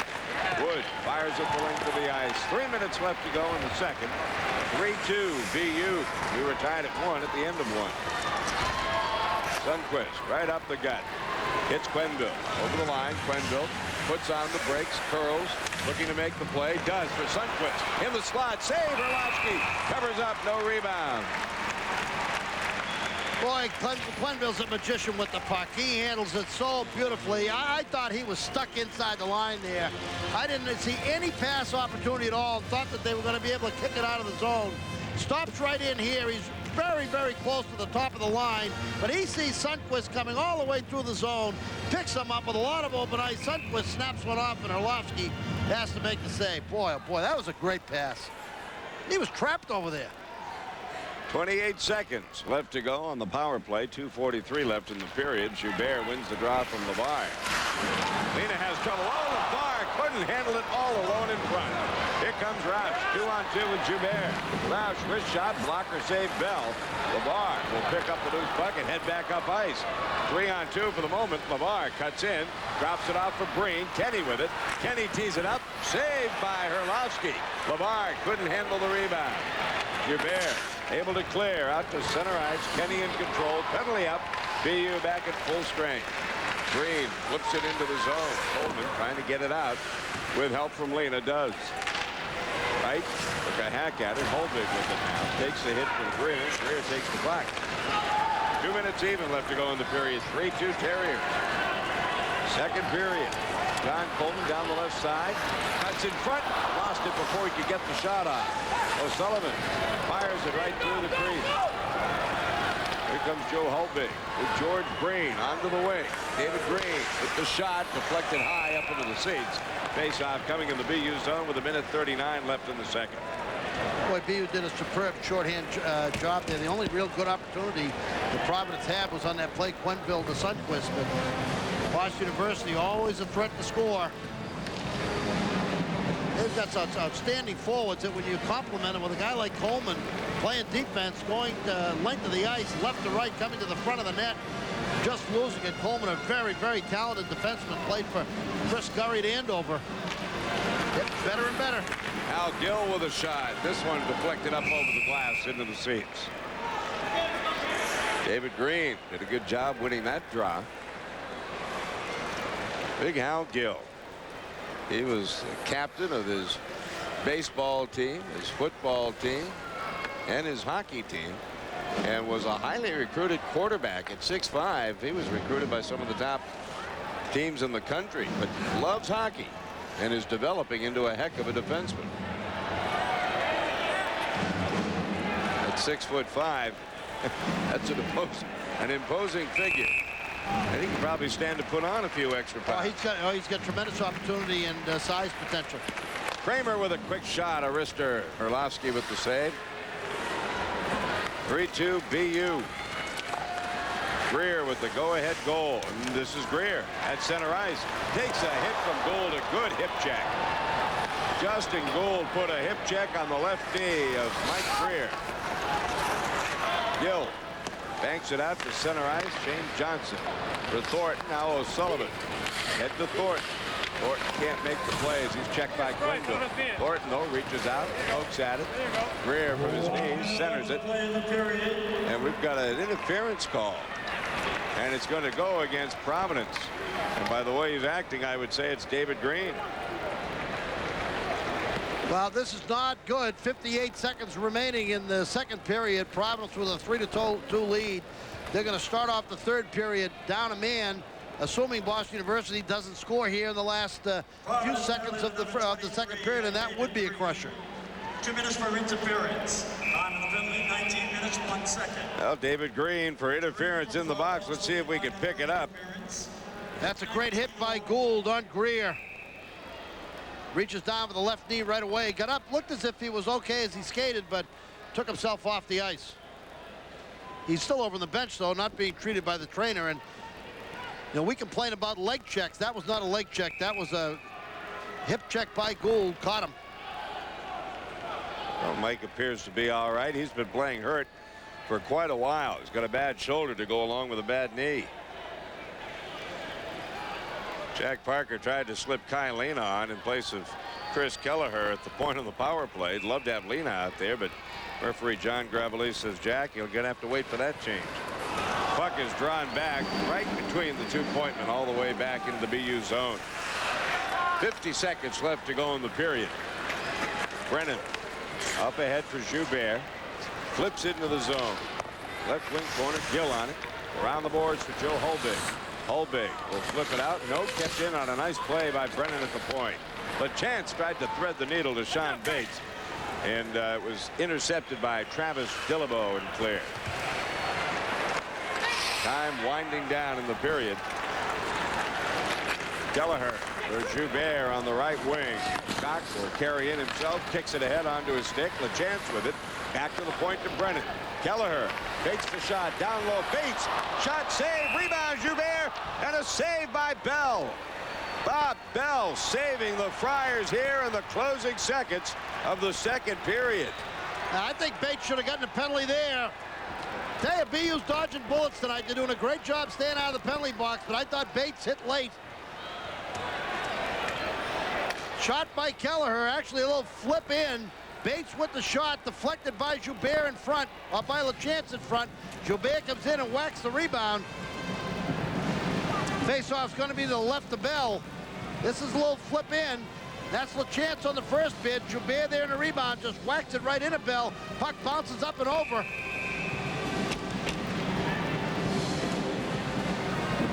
So with 10 seconds left and 1:12 left on the power play, BU wins the draw. O'Sullivan. Lena, it's outside the zone. Lena is going to have to wait for his mates to clear, and that'll do it as he fires in on Bell, who made the save on a dipping wrist shot. Now some excitement right down to the final horn of the period. So David Green will be in the box for another minute and 2 seconds when we start the third period. BU out shooting the Friars 2-1 through 40 minutes. The Terriers with 32 shots, the Friars with 15. And on the scoreboard, where it matters, it's BU 3, Providence 2, after 2 on Prime. We'll be back with our intermission highlights in just a moment.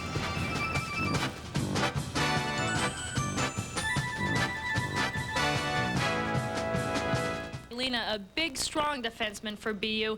Now, Kai, one question is, a lot has been made about perhaps the pairing for this big game between Maine and BU. A lot was brought up, and now it's Providence. Does that change your mindset at all?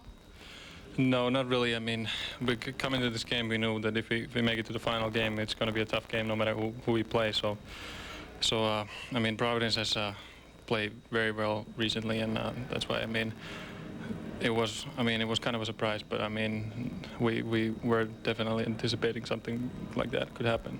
Does that tend to change any of your game plan, to really get knowing that a team is really excited coming in, beating two really good teams, coming in here knowing that they're the underdog and they have nothing to lose? Does that really have to change your mindset on your game plan? No, not really. I mean, we just know that we got to work hard and we can beat any team if we play hard, you know, and it doesn't really, there's not much time to change anything during the one day even, you know, because the game was yesterday. So, I mean, it doesn't really change anything too much. Well, the great thing that your team has going for you is its depth. Right now, Prendergast is out with a separated shoulder, and you have people that can step up and fill up for him. And as it is now, Greer has scored, but he has been shut down, and your other lines have really stepped up and kept your team on the board. I mean, that's our, I think definitely our strength, because we have a lot of good players in our team, and I mean, we're not just depending on one line, and like today and yesterday, the third and fourth line have really stepped up and given us a good job. Now, when you first came here to America from Finland, did you ever imagine the success that you would have at Boston University? You may not have even known, you know, the small Boston, coming here and having a great college career and playing over here in America. Well, no. First of all, when I came here, I was thinking about just coming here for 1 year and then maybe going back. But I mean, I ended up liking it quite a lot. So I mean, everything's been really good, and you know, I'm very happy with what has happened, and you know, hope to end up the senior season well in the final, maybe in the final game. Well, I'm sure your coach is very happy. You've brought a lot to the team, and we wish you the best of luck. Thank you. Thank you. Great. That's Kylina. Back to you, Tom. Thank you very much, Tom. Well, this is the period that's either going to give Boston University the Hockey East Championship or spring an upset where Providence either ties it and goes ahead. And now with a Prendergast injury, a real spark plug for the Boston University team, and as veteran senior forward, his status questionable, certainly out for the rest of the game and questionable for next weekend. We do not have definitive word as to what the injury is, but I think they said shoulder. Yeah. Joe Holbig for Providence we're underway here in the third period. Power play for Boston University. Providence on short here. Here's John Coleman, who's been a going concern all night for the Terriers. O'Sullivan into the slot, wrist shot, saved by Bell, and it's cleared out of the zone. Gill and Holbig, two very imposing figures back on defense for Providence. Burke and Dillabo, the penalty killers for the Friars. O'Sullivan avoids the check to clear. Offside. Mike couldn't find the handle as he played along the line. What they're playing here, Dave, is what a number of teams go to when you have a talented kid who can play up and play back. It's a 3-forward defensive scheme with it's a 4-man defensive group, but 3 of them are forwards. And you have just a little bit more quickness, a little bit more skill with the puck. You lose a little bit defensively in defensive end. Gould and Balboni now at defense for Providence. Now, see, I'd get Balboni up on the wing here. There he goes. So you don't concede possession on the right side. Joubert with Bates and LaChance. Brennan and Shane Johnson. There's your BU power play. 25 seconds left to go with the man advantage. Johnson. Quick pass off the stick of LaChance to an open left wing. It's a delayed offside call, and there's the whistle as LaChance touches up. Crowd, very quiet crowd here. I think everybody's sitting on their edge of their seat waiting to see who draws first blood. Without a doubt, the next goal could very well be the hockey game, especially if it's BU taking a 2-goal lead. That'll force the Friars out of their game. Yeah, a lot of credit to BU thus far, only taking 1 penalty, and I've been critical of them for taking a lot of penalties in key situations in key games, and I think it's hurt them. They've dodged some bullets tonight, got, I think, some officiating breaks, but nonetheless, that doesn't take away from the fact that they have gone here with just 19 minutes to go in the game, have gone through 2 periods and a minute, and have only taken 1 penalty. Well, I guess everybody's all right in that section of the Garden as a shot by Rich Brennan went up into the seats. They could not, I don't think, play the way they played last year, which was to take a lot of stupid penalties. It just killed them in the NCAAs. And, you know, they had to get over that. This is a team that has the ability to win the national championship. This is an outstanding team, deep through 4 lines, solid the net, solid on defense. It's a national championship quality team, but they had to be smarter and not hurt themselves with penalties in order to get there. And clearly through tonight's effort, they have. Friars dump it in. Seconds ticking off as David Green is ready to come back out of the box. The penalty is up as Bates carries in right into Green's waiting open arms. Puck flipped back into the BU zone. Brady Kramer forechecking on Shane Johnson. Out still a chance for Bates at center ice. He throws it to an open wing. Kramer with it. Taps it ahead for Quenneville. He chops it into the zone. Green in on the forecheck, but a chance quickly out to center ice, but Quenneville has it. Now Jay Kenny gains the red line and shoots it in. Green, Quenneville, Kramer all lurking in that BU zone. They have been a tremendous offensive line in this tournament. Green digging along the left wing boards. Kramer tees it up. Hit Green with the shot. Quenneville can't stick handle through traffic, and the puck is shot down into the Friar zone. Ken Roush into forecheck. Tripped up by Gill. That could have been interference. Wood at center ice flips it right back in. Kenny can't settle it down and has to go into the corner for it. Here's Roush. Overskated it momentarily. Sylvia can't get to it. Green along the right wing boards out to center ice. Did not hook up with Stefan Brenner. Here's Chris Kelleher with some ice. Takes the shot, saved by Bell. Rebound came out in front, but everybody was covered. Wood at center ice. Doug Wood slides it over to Chris Drury, but he's going off the ice. He's got guys leaping over both boards into the bench area, trying to avoid too many men. Balboni out to center ice as both teams playing very cautiously here in the opening minutes of the third period. Nobody wants to be guilty of making a mistake that ends up in the net. Balboni for Hulbig. He has Guillemot on the move. Knocked down by Lena, and will get a whistle. 17-14 remains in regulation. BU nursing a 3-2 lead over Providence on Prime. Well, that's your score. Stefan Brenner and Steve Thornton getting set to take the faceoff just outside the BU zone. Draw won by Thornton as he kicks it back for Kai Lena. John Coleman back for Lena. Up on the wing for Thornton. Just directs it into the Friars zone. Justin Gould has had himself a fine tournament. Can't poke it out of the zone. Mike Greer with room to move. Down low for Sullivan. Checked at the last moment by Gill. Al Gill has also had a splendid turn. Here's Greer, though. Strips Gill. Centering pass right through the crease. Coleman fires on Bell. He covers up. No rebound. Yeah, Gill actually, David, they made a decent play as he moved the puck out of the boards with Greer up against the wall. What happened is, as he cleared it, I don't think referee Cole had a pretty good look at it. Had as good a look at it as he would like, and the puck hit him right off the skate, came right back in again. Now he's doing a good job. He's just hanging right in there. That time it moved from the sideboards to the front of the net. But, you know, you got Greer. You got a load there on the side. BU with the last change will send out Joubert. You know, I don't recall seeing in this league anybody physically, in all the years that I've been doing these games, that anybody physically brings to the game the dimension that Greer does. I mean, he's just another kind of problem that, you know, you just haven't had in the league. Joubert with Bates and LaChance. Draw won by Quenneville for Sundquist. Puck loose in deep. Balboni on it. Checked by Bates. Around the board. Brady Kramer hiding the stick of Quenneville. Pass for Green. Green pulling his way into the zone. Never did get control of the puck, but was able to get it into the BU zone. Bates able to just flick it out to the Friar end of the ice. Sundquist for Green. And a touch pass for Quenneville, and Shane Johnson fires it into the BU bench and will get a draw just inside the BU zone. Shane Johnson, sophomore from Brandon, Manitoba. 5'10", 185-pound sophomore. Hadn't got a goal. Hadn't had a goal this year, but had one last year. 5 points on the season. Pretty good defensive player. Played for Massey out in Brandon. Drury and Green. Drury chops at it, can't get it out. Gould fires it, blocked by Drury. Skated off by Bill Pierce. He has Matt Wright with him. Wright has the go-ahead goal. Pierce taken off the play by Gill.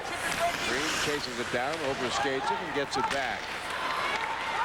Gill yanks it around the board, then out.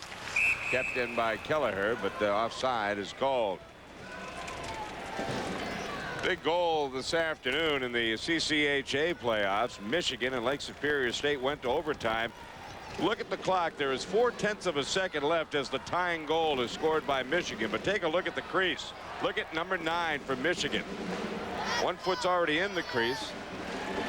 And now both are in the crease. And there goes the puck into the net, Bobby. What do you think? Well, and there's your official. Terrible non-call. And not only that, but the guy in the crease wasn't just in the crease. The worst part about that play is he also disturbed the goalie. I mean, that's what the key of the violation was, and I wouldn't feel so bad about the miss if he's just had his foot hanging on the edge of the crease, but he bothered the goaltender. Both feet in, standing right on the goaltender. 0.4 of a second left in that one, but Lake Superior won it in overtime, 5-4. So the defending NCAA champs will play Michigan State tomorrow with the CCHA title. Offside is called as the puck is carried in. Neither team able to get much offensively going through the first 5 minutes of this third period. Perfectly all right as far as Boston University is concerned, and it just seems as if Providence is staying with their game plan, staying with their scheme. It's been good to them, and just going to try to see if there's an opportunity created where they can counterattack a goal. I think that you're going to see double shifts a lot for this line. It seems as if they have been out there just this whole first 5 minutes of this third period. I'm going to start keeping track of how many different line combinations Coach Pooley's using. It seems that Quenneville's out there every other shift. Quenneville tried to slip one by John Coleman. He was checked. George Breen flips it in the Terrier zone. Coleman for Mike Greer. Wing to wing. Kai Lena avoids a check. Gets the puck back, but not before an offside is created. Providence doing a pretty good job, Bob, of standing up at the line. Their center zone defense, again, they just clog the middle, and that's very much what Lake Superior does, and what's contributed to their success. They clog the passing lanes, clog the center of the ice, and make it difficult to complete passes. They cover zones. They make sure they have people in areas covered, and when you start to pass it, if you start to mishandle it or are careless with it, they've got somebody there to knock it away. Puck shot around the board, slowed down by O'Sullivan. Gould trying to pry it loose. Breen has it right on the stick of Kramer. Back for Breen, ahead for Kramer. Quenneville with room. Quenneville in, shoots, save Herlovsky. How did he get that one? Quenneville was in alone. Gill with his shot blocked into the corner by Greer. Penalty coming up on BU. It'll go against Shane Johnson. Puck down, touched up by a Terrier, and the Friars are going to get a power play. And this is exactly the way Providence wants to play this period. You know, lull BU into one of these center zone games, slow down the tempo of the game, and then when you have an opportunity to counterattack, just come at them and try to make sure your best players are on the ice. And this is one right here. Quenneville shows his back to the defender. Oh, what a stop there by Herlovsky. Excellent move there. Look at him use the body. Didn't quite have control off that back. Oh! Slips right by the pole. Wow. That's the penalty on Johnson. Well, that didn't miss by much. Hooking on Shane Johnson at 5:25, and the Friars get only their second power play of the night. Yeah, and the first one was just dismal. They only had one decent shot on that power play opportunity, and you're just going to see that kid out there a whole bunch. There's 14 minutes in the game, 14 minutes remaining in the game, and I'd be willing to bet you a pretty good piece of change he plays about 8 of them. Kelleher around the boards. Roush is able to clear. Paul Pooley has sent out John LeBar to center Breen and Hulbig. Have Gould and Sundquist at the points. This is Gould, intercepted center ice by Joubert. Got tangled up with Roush for a moment. He tried to make too cute a pass, trying to create a long pass through center ice. Just not a good way to maintain possession. Maintain possession, short pass, carry it up, dump it in. LeBar being checked by Bates all the way and broken up. Don't dump it in and you lose it at center ice. Gould can't get around Wood. In fact, put himself offside. See, time is of the essence here. Every possession counts. 13:55 remaining. You're playing a team that's better than you are. When you have power play chance, you can't try to make cute passes and you can't try to get clever. Get the puck over the red line, dump it in. That's what's been successful for them. That's the style of play they're good at. Go get it. Paul Pooley now has Stefan Bernier out between Chad Quenneville and Brady Kramer. Gould and Balboni at the points. And Jack Parker counters with Bob LaChance, and Sean Bates is the penalty killers. Balboni waits for Bates to check. Kramer to Quenville. The pass was behind him. They almost created a 3-on-2. Coleman up along the board. Oh, a heavy hit on LaChance by Kramer. He caught LaChance with his head down, and LaChance just saw him at the last moment. Bernier for Quenville down the right side, puts on the brakes. Look, one-timer by Gould, misfired, broke his stick.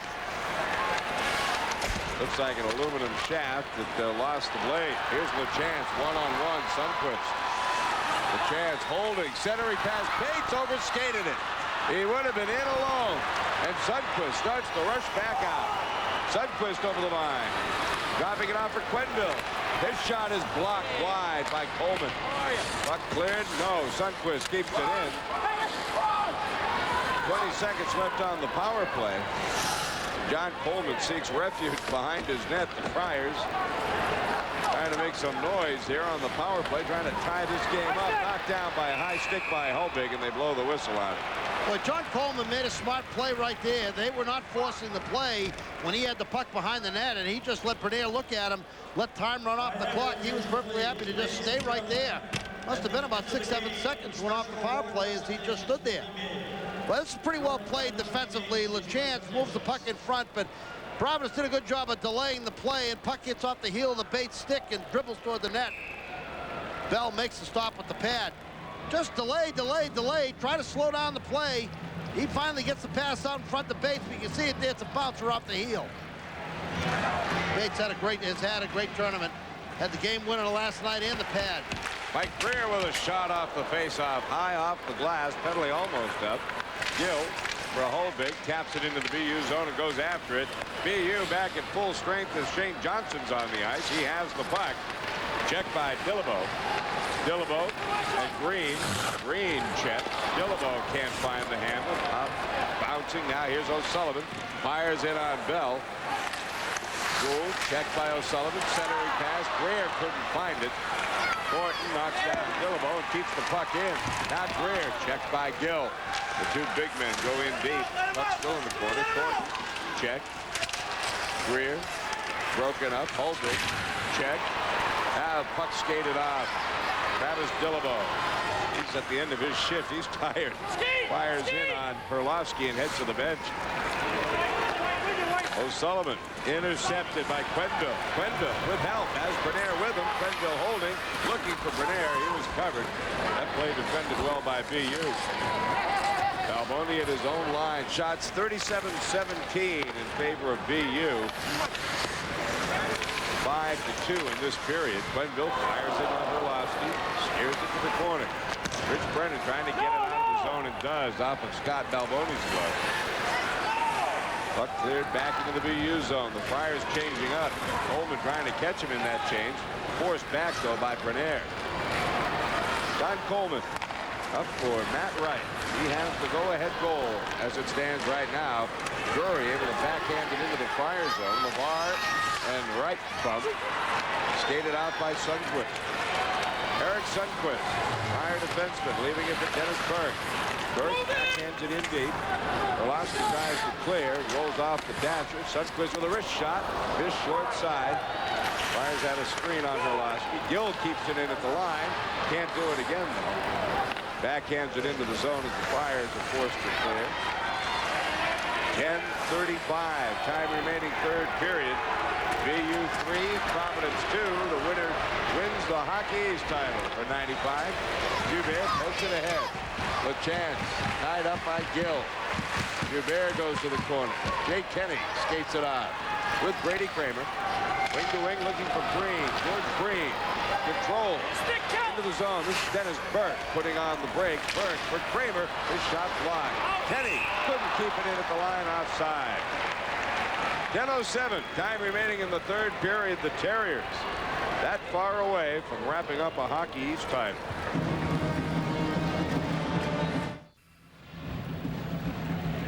Well, a decided edge for the Boston University Terriers in shots on goal. Not such a decided edge on the scoreboard, though, but an edge nonetheless. BU leading at 3-2. Paul Pooley has sent out Green between Cinerati and Hulbig. While Pierce or Sean Bates will center Sylvia and LaChance, and both coaches juggling their lines now. Right, you know, Coach Pooley's been double shifting guys and trying to get Quenneville and Kramer as much ice time. Down low shot on Herlowski and a save. That was Nick Cinerati who got the shot off. He was tied up, or so BU thought, and he still was able to get off a pretty good shot on Derek Herlowski. Well, Cinerati's the perfect kind of guy for Providence, not highly recruited, but at 6'3", 210 pounds, he's got a ton of potential. He's a big, strong kid, tough to handle in the offensive zone, and I think he's going to be a good hockey player out of St. John's Prep in Shrewsbury. Hometown is Northborough, and he's a hogger from Northfield, Mount Herman. Faceoff will be coming to the left of Derek Herlowski. We're past the midway point of this third period. 9:56 remaining. BU is 0 for 4 on the power play. Providence 0 for 2 with the man advantage. Quenneville to take the draw against Thornton. And BU stacking up in front of Herlowski. Quenneville has an easy win to his right. But Thornton wins the draw to Shane Johnson. Quenneville in to forecheck. Johnson forced back. Now shoots it around the boards to Chris O'Sullivan. O'Sullivan tries to hit Greer on the move. He missed, and it's an icing call. Big Mike Greer here in the Boston Garden. The final Hockey East tournament game and the final college game of any kind to be played here at the Boston Garden in Boston, Massachusetts. As Next they call year, it, the new building. As they call it, this storied building on Causeway. And a lot of memories in this building.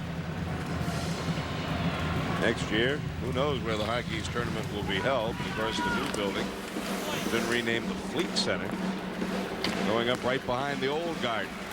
Here's Greer storming down the left side, checked by Gould and broken up. Al Gill winding up in his own zone through center ice, firing it in and taking a hit from Greer. They've had a going match all night long. Gill has taken the number of the big guy in red. Gould pinches in along the boards, keeps it in. Hulbay can't control it. We've got a whistle. Got a hand pass? Yeah, it was hand pass signal by referee Cole. Face off outside at the dot. Mike Greer saw Hal Gill with the head down. Said, okay, I got you. Well, he caught him just after he got rid of the puck.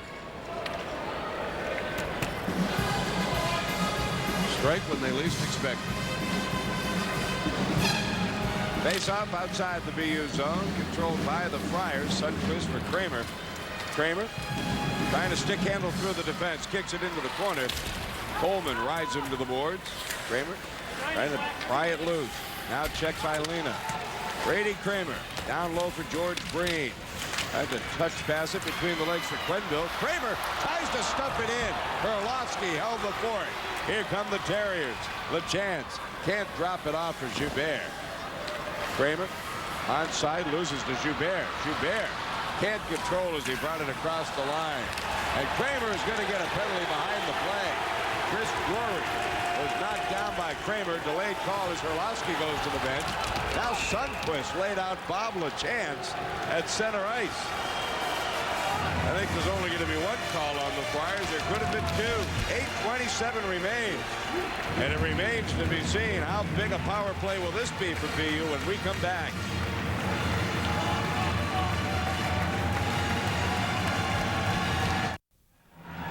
Providence had a great chance right here. Kramer, who's had a superb series.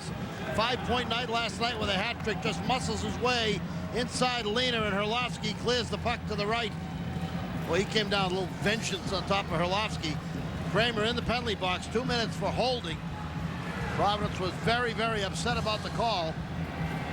I saw the end result of it. I didn't really see it well enough to... it was behind the play. Make a judgment as to whether it was a good call or a bad call, but referee Pooley, who has a little bias, thought it was a bad call. Tough call to make at this stage of the game when it's so far behind the play, but... Well, you got to call him. You know, you got to call him. And the officiating in calls, they're trying to get him not to do that. You know, to try to make the judgment based on the penalty, it's a penalty. And, you know, I didn't see that well enough to judge whether it was a penalty or not. I saw the tail end of it. BU's 5th power play of the night. This is O'Sullivan on with Bates and Greer. O'Sullivan still in control. In deep. Looks to center. Still with it in the corner. Now Bates out in front for Greer. Bouncing puck. Couldn't get it to settle down. He was alone. Dillabo with speed up the left side. Dumps it in and goes in after it. Orlovsky knocked down by Dillabo. I think Derek trying to help down looking for a call. Didn't get one. Bates for O'Sullivan. Fires high off the glass. Kept in by Lena. Now Gill pries it loose and he'll clear. 1:10 left on the power play.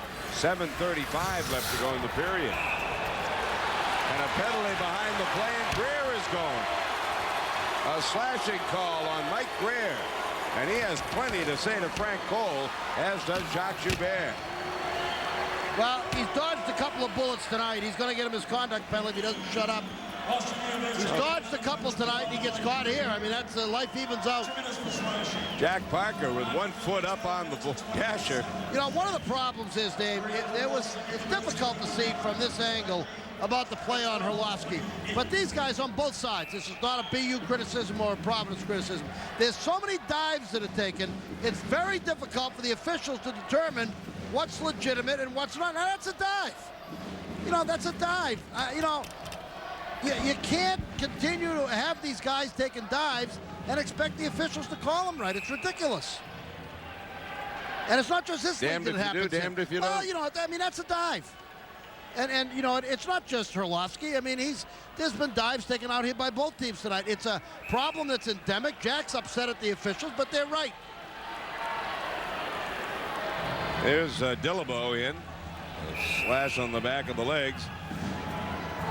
He felt a little pressure and he went down. Sundqvist with a shot and a stick save by Orlovsky. Both sides now skating 4-on-4 as John Coleman goes on the attack. Coleman centers, no one there. Joubert had been covered. Friars have a chance to break out. Breen has Bernier with him. Stefan Bernier is offside. The play just offside. That happens so often as a player gets to the line instead of gaining the zone and then cuts along the line. The other player is almost automatically offside. Yeah, the puck carrier there. A lot of fans blame the guy that goes offside, and frequently it's the puck carrier's fault. Paul Pooley's Friars hanging right in there. In 46 seconds, they'll get about a minute's worth of power play. Jack Parker directing his troops. He wants a change. Now it becomes a chess match. Trying to get the right people on the ice at the right time. Dillabo and Thornton on the faceoff just outside the Terrier zone. Won by the Friars. Gill checked by Thornton. Steve Thornton alone for the moment. Trying to get around Sundqvist. Is checked by Sundqvist. O'Sullivan checked. Holbig trying to poke it out of the zone. Battles with Wood. Cleared out by Gill. Thornton with it. Makes the shot. Poke checked by Sundqvist. Now carried out by Dillabo. He's checked by O'Sullivan and decks O'Sullivan. Kelleher carries in. Kelleher with a shot saved by Bell. He came out to cut down the angle. Holbig can't make the play out of his own. Wood holds. Flips it in wide, short side. Thornton and Dillabo bump. They bang in deep. Both go down. Puck still loose in deep. Thornton trying to pry it loose from Dillabo, and what work by Steve Thornton. Look at him. One white jersey in there with a bunch of black sweaters. And Thornton gets a whistle. What work by Steve Thornton. Well, you know, that's the kind of thing that he does all the time. He brings that element to the game every single night. And, you know, I didn't put him on my all-star team by accident. He just, as a hard-nosed player, won the Sportsmanship Award in Hockey East this year. And that was well-deserved. And I think, you know, they just didn't want to have an award ceremony that they didn't give him something. Because they had to recognize that this kid's one of the great players in the league. And he's not on any of the all-Hockey East teams and all this and all that. You know, he just needed to be recognized for what he is, a great college hockey player. Bernier and Bates, and it's Bernier who wins the draw for Kramer, who curls and starts up ice. Nice pass for Bernier. Bernier, though, is checked at the line by Brennan. Balboni puts it on the stick of Brennan, and he clears in. 6 minutes left to go in regulation. The Friars on the power play now. About 30 seconds left to go. Bernier pokes it into the zone. Quenneville overskates. Shot wide. Quenneville in the corner. Chad Quenneville down deep for Brady Kramer. Now Bernier back to the point. Balboni one-timer hit Quenneville and went wide. Bates with the puck. Checked from behind by Quenneville. Now Bates. Full of chance. The return to Bates. Tip back out to center ice. Puck is loose. Kramer has it. 2 seconds left on the power play for Providence. Quenneville in. Loses it on the dribble. Lane hooked him. No call. And the Providence bench can't believe it. Quenneville was in alone. Lena put the hook on him. And look at Paul Pooley. Said, well, wait a minute now. Did they change the rule book? Quenneville wonders too. Quenneville just made a great move. It just looked like one of those bounces, but frequently in those bounces here, Kramer just chops it over Lena. That's a pretty good hook. You know, and that disturbs the scoring bit underneath the armpit with the stick. So the face-off to the left of Derek Kurlowski as Paul Hooley's gang is back to even strength. A short-lived power play. 5:29 left to go in regulation. BU leading it 3-2. There's been no scoring here in the third. BU with 6 shots. Providence with 6 shots. David Green will take the face-off against Steve Thornton. And Thornton kicks it into the corner, wins the draw. O'Sullivan is checked, can't get it out of the zone. Holbig throws it over to an open left wing. Coleman is there, and he slides it down the length of the ice. It should be icing. So we'll bring it back to the Terrier zone for another draw with 5:15 left to go. Terriers with a 3-2 lead, hoping for a Hockey East title.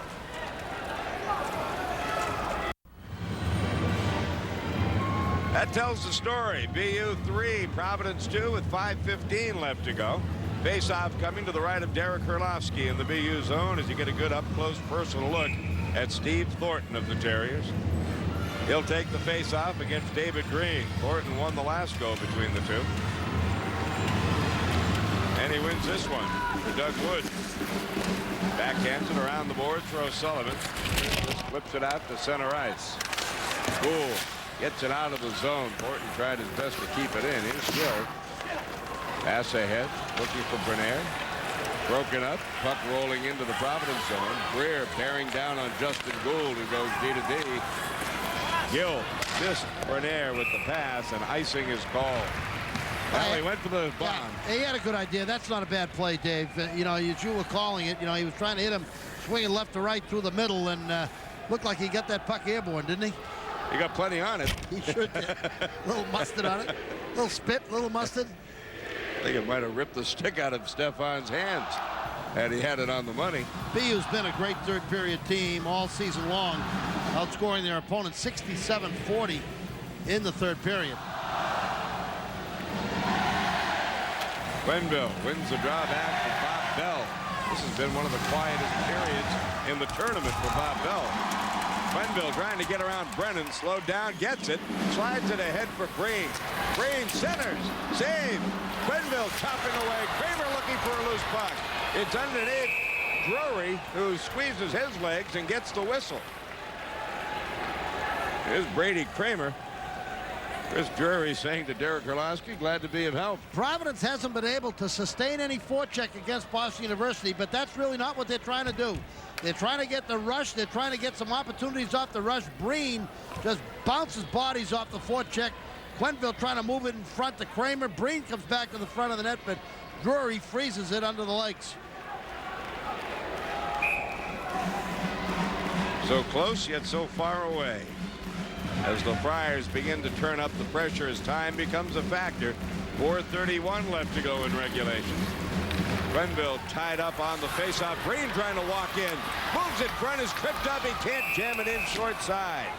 Kurlowski held the short side post as big burly George Green tried to muscle his way out in front. What you may see here before too long, Dave, before it's time to pull a goaltender, you may see Coach Pooley call a timeout somewhere in the last 4 minutes, which would allow you to double shift your first line. You know, they're really getting a lot of ice time, and Looked like he got whacked there, didn't he?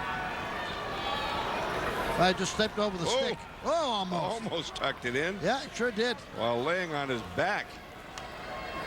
4:24 left to go as you look at Breen. Bernier on the faceoff. Won by Bernier against Bates. Shot hit Bates. Burt flips it in deep. Lena for Roush. He'll just shoot at the length of the ice. This may have enough for icing. It does. Mike Sylvia was hustling down, though, just in case. It'll be interesting to see how the balloting goes for the all-tournament team. There's only one thing I can guarantee about the all-tournament team. My selections are never selected. So that everybody that I voted for has a curse on them. If that's the case, then the team will be made up of all Black Bear and Well, I vote for subtle River kinds. Hawks. I vote for subtle kinds of things. I guess I'm not a mainstream voter in these kinds of things. You mean you're a guy that marches to his own drummer? I look for different things out here, I think. Stefan Bernier wins the draw against Bates. Sundquist for Bernier. Bernier with some room, shoots. Hit somebody in front and went wide. Hey, hit John Coleman. Here's Roush. Bates is upended, tried to take a Swanee to get a call. It didn't work. Dennis Burke. Travis Dillabo. Dillabo slips and falls. Bernier keeps it in at the point. Knocked down by Lena. Lena controls. Flips out to center ice. Hal Gill. They run to the right wing. Burke checked by Bates. And slides it into the BU zone. 3:30 left to go. Regulation. BU changing up quickly. Gill circles his own net. Starts to rush up ice. Out to center ice. Can't hook up with Holdig and Breen. Well, they almost had too many men on the ice. I think they may have. Boy, that would they be got devastating. they got away with 6. That would be devastating with 3:21 to go if the Friars were to go up short-handed because of too many men. This carpeted program is brought to you on a paid cable TV rights granted by the Hockey East Conference solely for the entertainment of our viewing audience. Any publication, rebroadcast, retransmission, or other use of the accounts and description of this game without the written consent of the New England Sports Network and the Hockey East Conference is prohibited. Well, let's count them. If you can, you've got the goaltender. You've got the 2D down low. See him over there. Let's see. 1, 2, 3, 4. Can't see the 5, 6. And your goaler makes 7. That's too many. That's too many.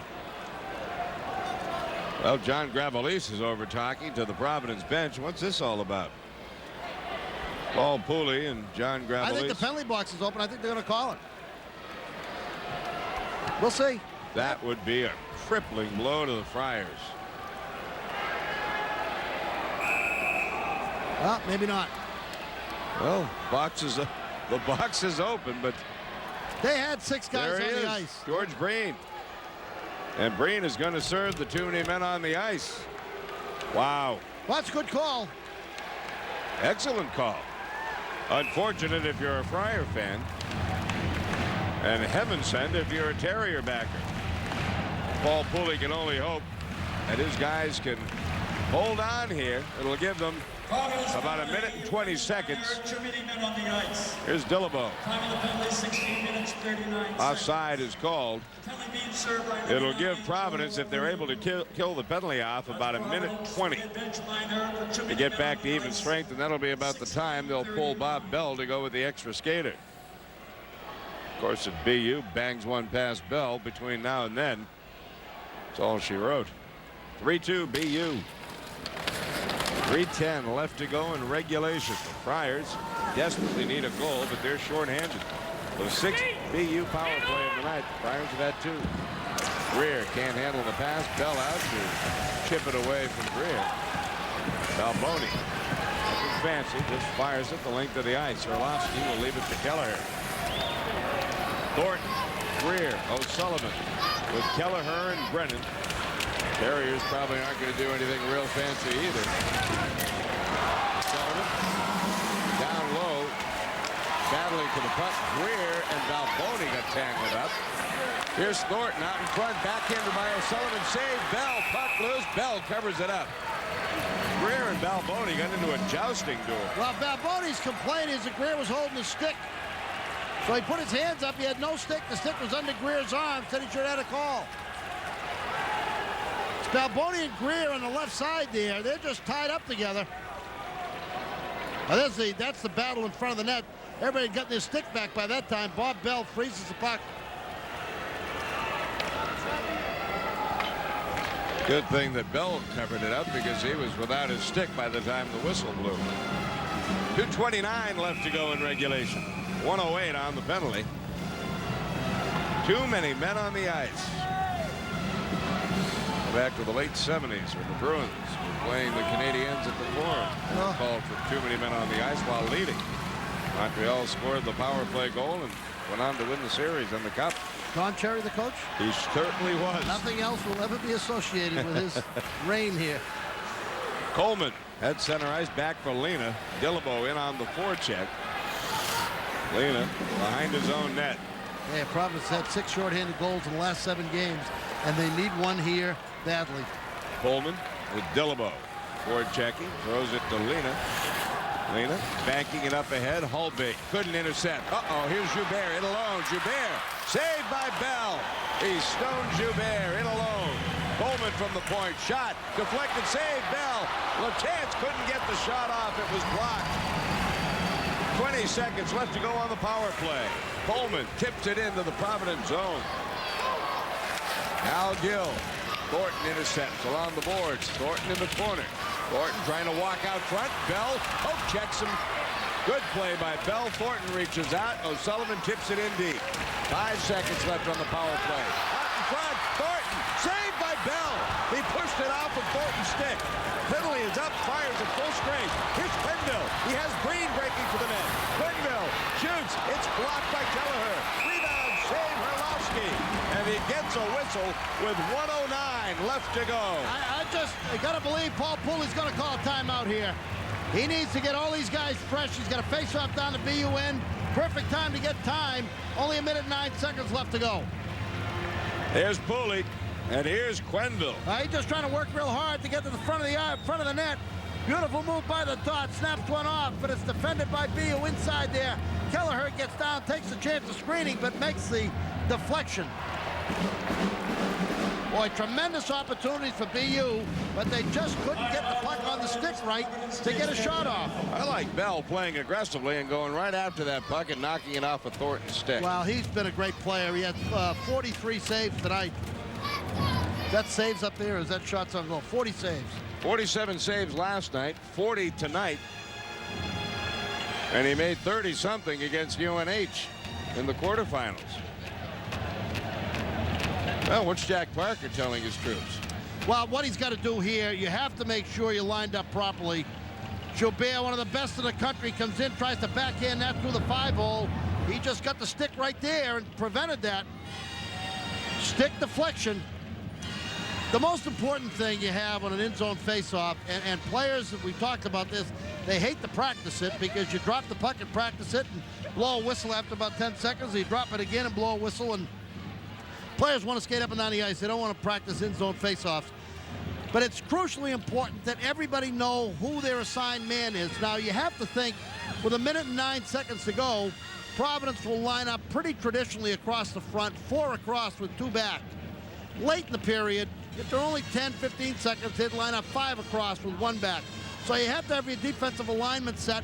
They expect they're going to show you 4 across. If you don't defend anybody, you want to not defend somebody over by the boards. You'll not defend somebody over by the boards and bring an extra forward to the front of the net rather than cover a guy by the boards and leave somebody uncovered in front. Bob Bell is going off, so the net is going to be empty for the last 1:09. And that Friar fan hoping Mom will be happy if the Friars can bang one home, but right now the net is empty in the Providence end. Grenier is out to take the draw. Left shot on the right boards. That's Quenneville over there. Now see, that's exactly what Jack Parker did. He wanted to see what the lineup was. Now what he saw right there is Quenneville, a left shot, lined up on the right wing boards. Now I can tell you right off the bat that what they're going to try to do is just drop the puck from behind the center and let Quenneville roll behind the centerman and get the shot off his forehand. Now, we'll see again next time if they line up Quenneville there or line him up in a different position. But the dangerous man in that face-off was Quenneville over on the right wing side as a left shot coming behind the face-off. So they're making sure they got that squared away right now. Blaze McDonald, Michael Rizzioni, Mike on the right, Blaze on the left, and Jack in the middle. Now, given that Jack Parker is going to make the adjustments to defend against Quenneville coming across from right to left, if you're Paul Pooley, now what do you set up for a play? What I would do is I leave Quenneville right there because he's the guy you have to make sure gets the stick on the puck if you win the faceoff. So you want to try to get Quenneville. It's very difficult for BU to defend that if they drop Quenneville. See, they can move him off the hash mark, move him back toward the back part of the faceoff, and BU can't cross the hash mark line. So you can move him where he's in a difficult position to defend. You have to get somebody. If you can't defend him on that board side because you can't get close enough, you have to have somebody on the net side whose job it is to come out right directly toward behind the faceoff. You aim at a spot right behind the faceoff to intercept them at that position. That's how they beat New Hampshire in overtime off a faceoff. Some of this, see Quenneville's lined up right on the right side. Grenier, a great faceoff man at center. You also have Kramer, Green, Balboni, and Gould. Those are your 6 attackers for Providence. The net is empty. Thornton wins the draw for Brennan. Brennan hit Green with the clear. Balboni pinching along the boards, keeps it in. Green, the puck comes out to center ice. Gould will fire in, but the Friars have to clear the zone. 55 seconds left. The net is open. The clear hit John Gravelise, the referee. A break for Providence. Kramer in deep. Can't set up Quenneville. Grenier is checked. Grenier centers. Quenneville couldn't handle the pass. It hopped right over his stick. Balboni in a race with Greer. The net is open. Green up ahead. Grenier chops it in. 30 seconds left to go. Johnson puts it right on the stick of Grenier. His shot save Herlowski. In deep, Grenier tries to center. Puck loose, scooped up by Herlowski. He gets the whistle. 24 seconds left to go.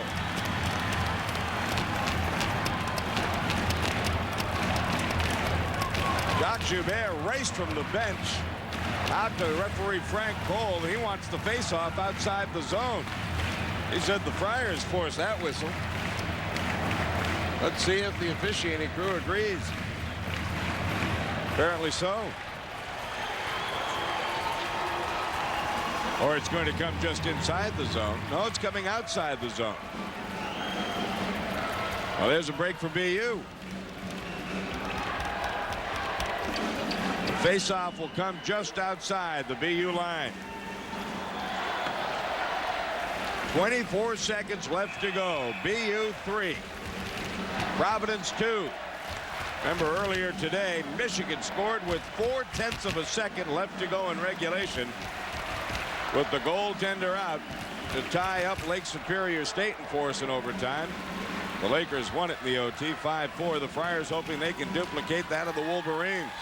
Holbig tips it into the zone. Green trying to pull his way to the net. Check. Drury can't clear. It's knocked down by Gould. Now it's cleared out of there. LeChance and Sundquist in a race. Sundquist with Quenneville. 9 seconds left. Chad Quenneville's got to do something quickly. Quenneville, stick handling through center ice. Onto the wing. Too far ahead for Gould. The horn sounds. BU wins the Hockey East tournament.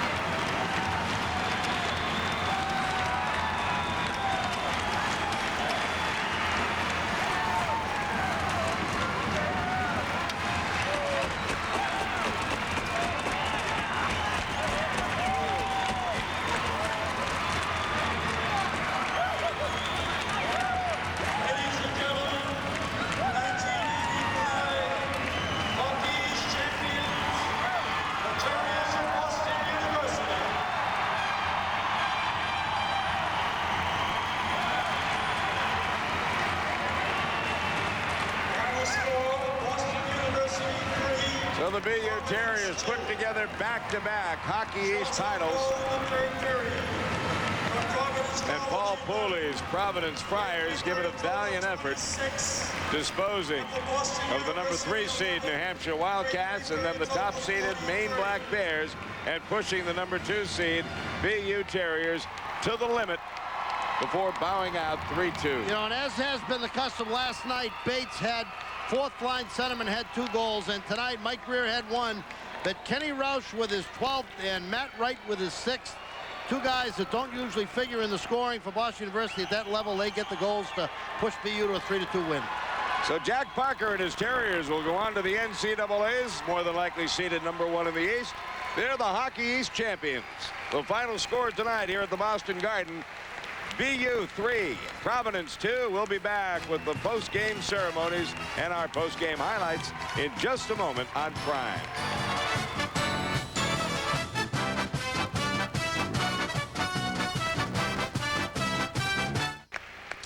All right, Tommy, thank you. And the awards being presented right now by Commissioner Bob DiGregorio.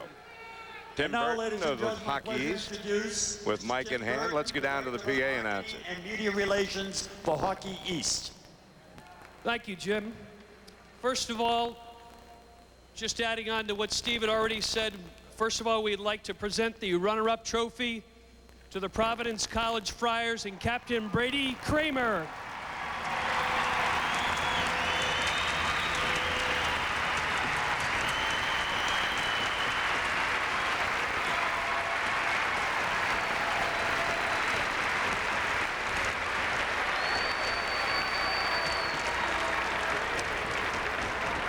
Now, the 1995 all-tournament team. First, the goalie for Providence College, Bob Bell.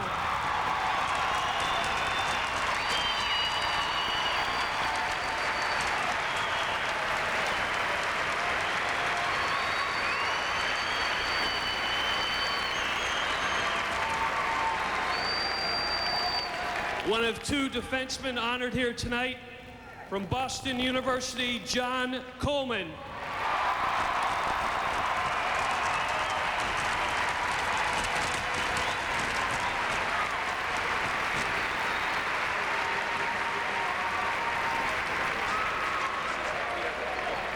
The other defenseman, I don't believe he's in attendance, but from the University of Maine, Chris Imes.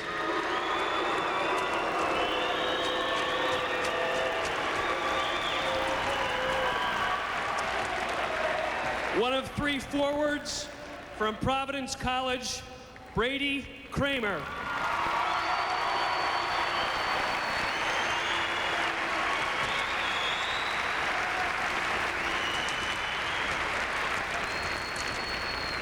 Also from Providence College, Chad Quinville.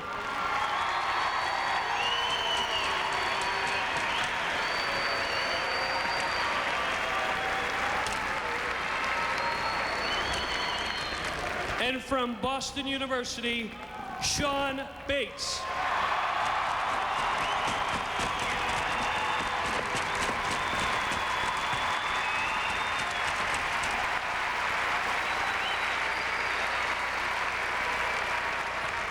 Ladies and gentlemen, the 1995 Most Valuable Player, and on hand to present the award, former Boston College Athletic Director, William J. Flynn, will present the award to Bob Bell, Providence College.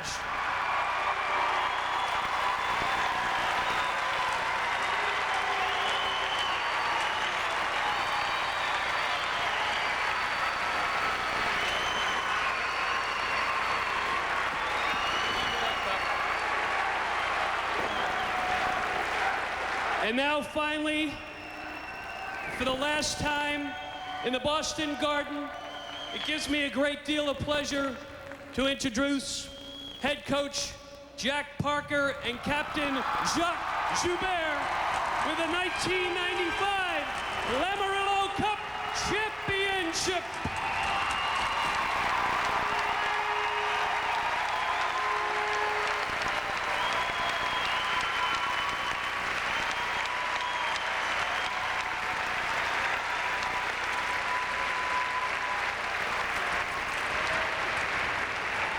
Well, the Terriers win it back-to-back. The last Hockey East championship ever to be decided in the Boston Garden. Ladies and gentlemen, the 1995 champions of Hockey East, Boston University.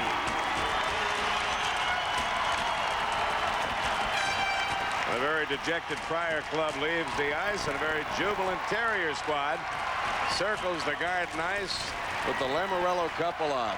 Yeah, you know what, I tell you, I think that BU still has their best game to play. This is a team that can win a national championship. You know, they played and they beat Merrimack, and that was fine. They played and they beat Lowell, and that was fine. They played and they beat Providence, that was fine. But I still think they're peaking. They have not played their best game in this tournament. You know, that's not to take anything away from anybody they played, but I think that they won the game, won the tournament without playing their best, and I think that they still have the NCAA championships to go, and that's the ultimate target. Well, there's more to come from the Boston Garden, but first let's go back to the studio with Tom Larson. Tom?